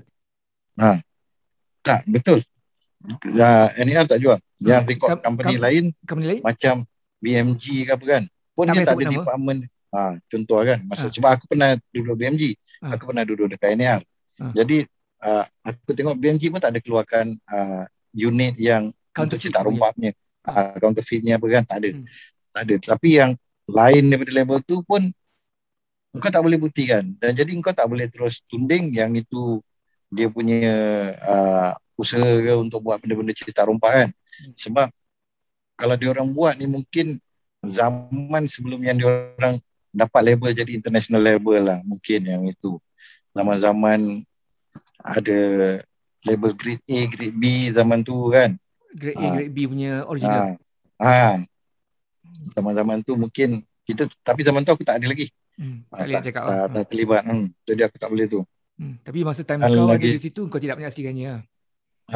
Menyaksikan macam dalam NAR tak ada buat cetak rompak, dia tak ada counterfeit, dan dia buat semua ikut apa yang dibenarkan. Tak ada kerja-kerja haram. Di mana apa yang undang-undang maktub macam tu lah. Jadi kadang-kadang orang sampai cakap, album aku tak jual pasal kena cetak rompak. Pada aku, album kau memang tak jual sebenarnya. Macam tu lah kan. Sebab aku dah pernah terlibat sebelum aku buat ANR tu, aku ikut bahagian store. Aku ikut bahagian store untuk edaran jumlah CD kaset kepada distributor ni dekat Kuala Lumpur kan. Ada yang member hantar pergi utara, pantai timur kan. dia punya jumlah tak banyak. Apa, jadi kalau pergi pun yang dia bawa ini nanti ada bagian yang return kan, sebab dia orang unit Consignment consignment macam tu. Jadi bila ada order lagi baru dia dikira jualan yang terjual lah. Kalau tak consignment tunggu return lah. Itu pun nak tunggu 2-3 bulan kan. Jadi lama. Jadi bukannya bohong lah sebenarnya kan. Lepas tu lagi satu macam apa, macam dalam kita pun ada yang album yang tak terjual. Jadi macam mana kita nak tuduh album dia kena cetak rompak kan? Jadi memang album tu tak jual. Jadi bukan tahu kadang tak ada luck, ujung tak ada luck. Ujung ni tak ada lepas tu ujung tak ada luck. Lagi satu masyarakat kita nak ada dalam nilai 1% yang beli album pun belum tentu kan. 1% daripada yang beli keluar duit untuk, sebab bagi aku diorang tak terdidik untuk meraihkan karya seni. Tak terdidik. Dia tak terdidik. Diorang macam kalau dia cetak rompak murah beli je lah. Apa beli kan. Diorang macam tak rasa bersalah beli barang curi kan. Diorang cuma rasa salah kalau beli motosikal curi. Tapi beli hak cipta lagu curi tak bersalah. Jadi kat situ mentaliti tak betul tu ada. Dan kalau perasan industri muzik ni lah, aku tengok diorang mula-mula maksudnya pihak berkuasa ke mana orang-orang yang terlibat dengan penguatkuasaan lah. Kebanyakannya bereksperimen untuk tengok apa yang dia buat kerja-kerja salah ni daripada cetak rompak asalnya. Jadi cetak rompak ni lah segalanya yang memulakan segala aktiviti jenayah sebenarnya. Kalau dia tak kekang mula-mula daripada cetak rompak ni, ialah contoh kita tengok tali string. Tali string tu kalau dekat luar negara rasa dah lama dah kena tutup kan. Kat sini pula boleh jadi macam tarikan pelancong. Benda tu, itu tempat jual barang cetak rompak tu kan. Lepas tu jangan cakaplah pasal album, CD, kaset. Macam aku bila dah keluar industri muzik, aku ada kenal dengan satu orang ni dia jual benda-benda cetak rompak, audio dan video masa tu. Sampai lepas tu bila dia jumpa aku, dia datang, dia offer barang. Ini aku nak tolak barang-barang ni. Aku terlibat dengan audio punya kerja. Kalau kau jual yang album-album aku ni semua, aku tak suka kau sebenarnya. Ini cetak rompak ni kan. Jadi dia respect dekat aku. Lalu bila dia datang, dia bawa semua video je. Video maksudnya movie-movie barat, movie tempatan apa kan. Dia dah tak jual dah CD-CD muzik lah. Sebab dia tahu aku terlibat dengan muzik kan. Tapi kerana aku baik dengan dia kan, sampai satu hari dia bawa aku pergi rumah dia. Bro, ni rumah aku baru beli, kata dia. Rumah aku baru beli. Dia adalah pengusaha cetak rompak, tapi sekarang dia dah tak buat lah. Sebab dia cakap, bro, sekarang CD pun dah tak boleh jual. Tapi dia pernah he was a pirated dealer. Kaya raya. Jadi kau kalau sebenarnya dia kepala besar, tapi dia sendiri jalan jual CD. Kau nampak tak? Dia boleh datang naik motosikal macam tu tau. Dia cakap, bro, aku ada target individu. Aku target kena jual sebulan 4,000 kopi contoh. Itu yang bawah tangan dia. Belum tangan anak buah dia. Macam tu tau. Dia cakap aku. Jadi satu hari dia ajak aku pergi rumah dia. Mewah. Tunjuk. Rumah dia siap ada 2 tingkat atas, 1 tingkat bawah tanah punya. Ui, hasil daripada duit cetak rompak. Dia cakap, yes, ini hasil aku buat kerja pertama ni. Nampak? Yang korang semua kita rumah teres, rumah apartmen low cost pun tak ada. Kebanyakan ni tu. Tapi dia ada. Nampak? Ini reality, bukan main-main. So tapi aku dapatlah jadi berkawan dengan dia sekejap kan. Sekejap. Bro, ini aku ni. Ini aku ni. Macam tu lah. Lepas tu aku ada jumpa lagi. Dia call aku. Bro, kau kat mana sekarang? Aku dekat sini lah, Sungai Buloh. Kenapa kau nak jual CD ke? Mana ada orang nak beli CD dah bro sekarang. Kedai CD pun semua dah tutup. Habis kau jual apa? Kau jual vape sekarang. Dia jual vape. Dah tukar bidang. Tapi dia dah melalui hidup selesa lah. Tapi dia bagi tahu benda-benda tu terjadi dan dia tak ada link langsung dengan recording industri punya ke apa kan, tak ada. Diorang ni buat langgar semua. Tapi untuk hidup diorang macam tu adalah bagian-bagian untuk rasuah kuasa itu ini kan. Ada pihak penguatkuasaan. Sebab tu aku cakap ya, penguatkuasaan ke apa ni semua diorang jadikan industri muzik ni eksperimen. Kat mana ruang loophole untuk diorang ambil apa semua duit-duit salah ni. Macam itulah. Lepas tu bila dah eksperimen tu, sebab tu aku respect filem Kembara Seniman Jalanan tu dulu semua kan. Filem-filem yang anti-piracy kan. Pada aku diorang ni semua dah berjuang di peringkat awal zaman tu. Tapi zaman tu korang tak dapat nak melawan. Sebab yang pegang benda-benda tu semua kartel-kartel jahat yang dah bukan melibatkan gangster lagi dah. Mana sampai orang-orang yang dalaman semua macam tu. So jadi kita tak boleh buat apa. Lepas tu kalau nak benda-benda contoh kalau macam kita hapuskan rasuah, bukan apa kan, hapuskan sekali cetak rompak. Jangan lupa. Cetak rompak tu mesti dihapuskan sebelum kau berjaya nak hapuskan sistem rasuah. Cetak rompak dulu kau kena bunuh. Sebab daripada cetak rompak lah eksperimen untuk merasuah pihak itu dan pihak ini akan menjadi dia punya percubaan. Daripada sekecil-kecil bahan besok sampai kepada yang besar-besar. Dia punya eksperimen daripada cetak rompak. Dahsyat. Dahsyat, betul. Jadi kalau cetak rompak hapus, insya-Allah dengan rasa-rasuah punya akar semua tercabut.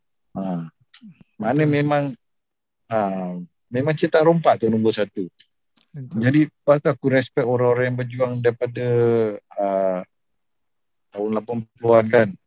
Band-band rock lama ni yang anti cetak rompak, yang diorang lawan, dia buat lagu, buat kempen. Sebenarnya diorang dah ada track yang betul kan. Diorang buat cara seni pada kan.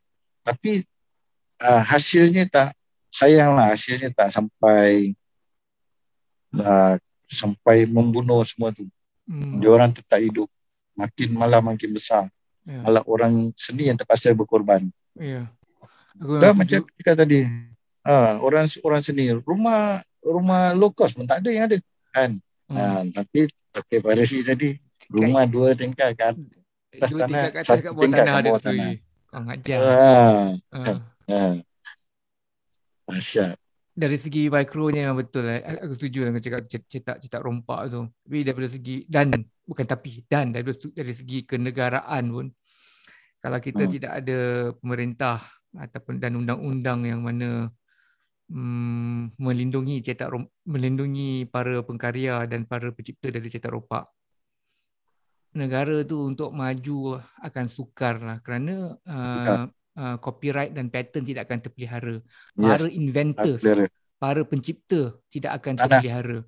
Katalah Steve Jobs ke, ataupun Bill Gates ke, ataupun Elon Musk ke, kalau dia ni budak Melayu atau budak Cina kita, budak India kita ke apa, duduk kat sini, invent benda tu, mampuslah dia. Dia akan kena rembat dia punya ciptaan dengan dia kali, entah kena tekan tahap apa jadi apa. Tak jadi apa lah sebenarnya. Sebab kita tidak melindungi akta hak cipta kita, patent dan copyright. Itulah dia. Aku dah berulang kali cakap ni dan aku tak malu nak cakap lagi. Benjamin Franklin, antara presiden yang terawal Amerika Syarikat, antara benda yang dia perjuangkan dan dia naikkan dulu adalah patent and copyright. Abraham Lincoln, bila kita cakap asal Abraham Lincoln, kita tahu dia sebagai pejuang kebebasan hamba abdi dan kulit hitam. Padahal copyright tu antara benda yang dia perkukuhkan dan pertegakkan juga. Betapa orang punya vision, nampak kepentingan invention untuk ekonomi negara. Sebab tu satu Perdana Menteri mesti kena buat apa yang macam Abraham Lincoln buat, Benjamin Franklin buat. Cetak rompak tu. Nombor satu dia matikan. Jangan terus pergi dekat rasuah. Cetak rompak dulu. Bila Aku cetak rompak, bila cetak rompak, sorry.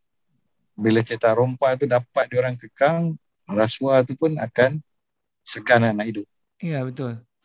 Menurut kajian kan, mereka yang membeli barangan-barangan palsu ni, katalah dia beli LV palsu ke Adidas palsu dan sebagainya, mereka akan lebih mudah untuk menjadi orang yang tak ada integriti ya. Tak ada integriti. Ya, betul. Dia Orang yang support barang-barang counterfeit ni semua kelak tak akan mencipta integriti dalam jiwa sanubari satu manusia yang sepatutnya jadi insan. Setuju. Besok jadi belacan tu semua tu. Musa. Thank you so much. Aku enjoy. Aku harap kita dapat jumpa. Aku harap kita dapat jumpa in person. Aku harap dapat jumpa dengan korang semua. Kita kena bual lagi, rancakkan lagi perbualan kita. Alright.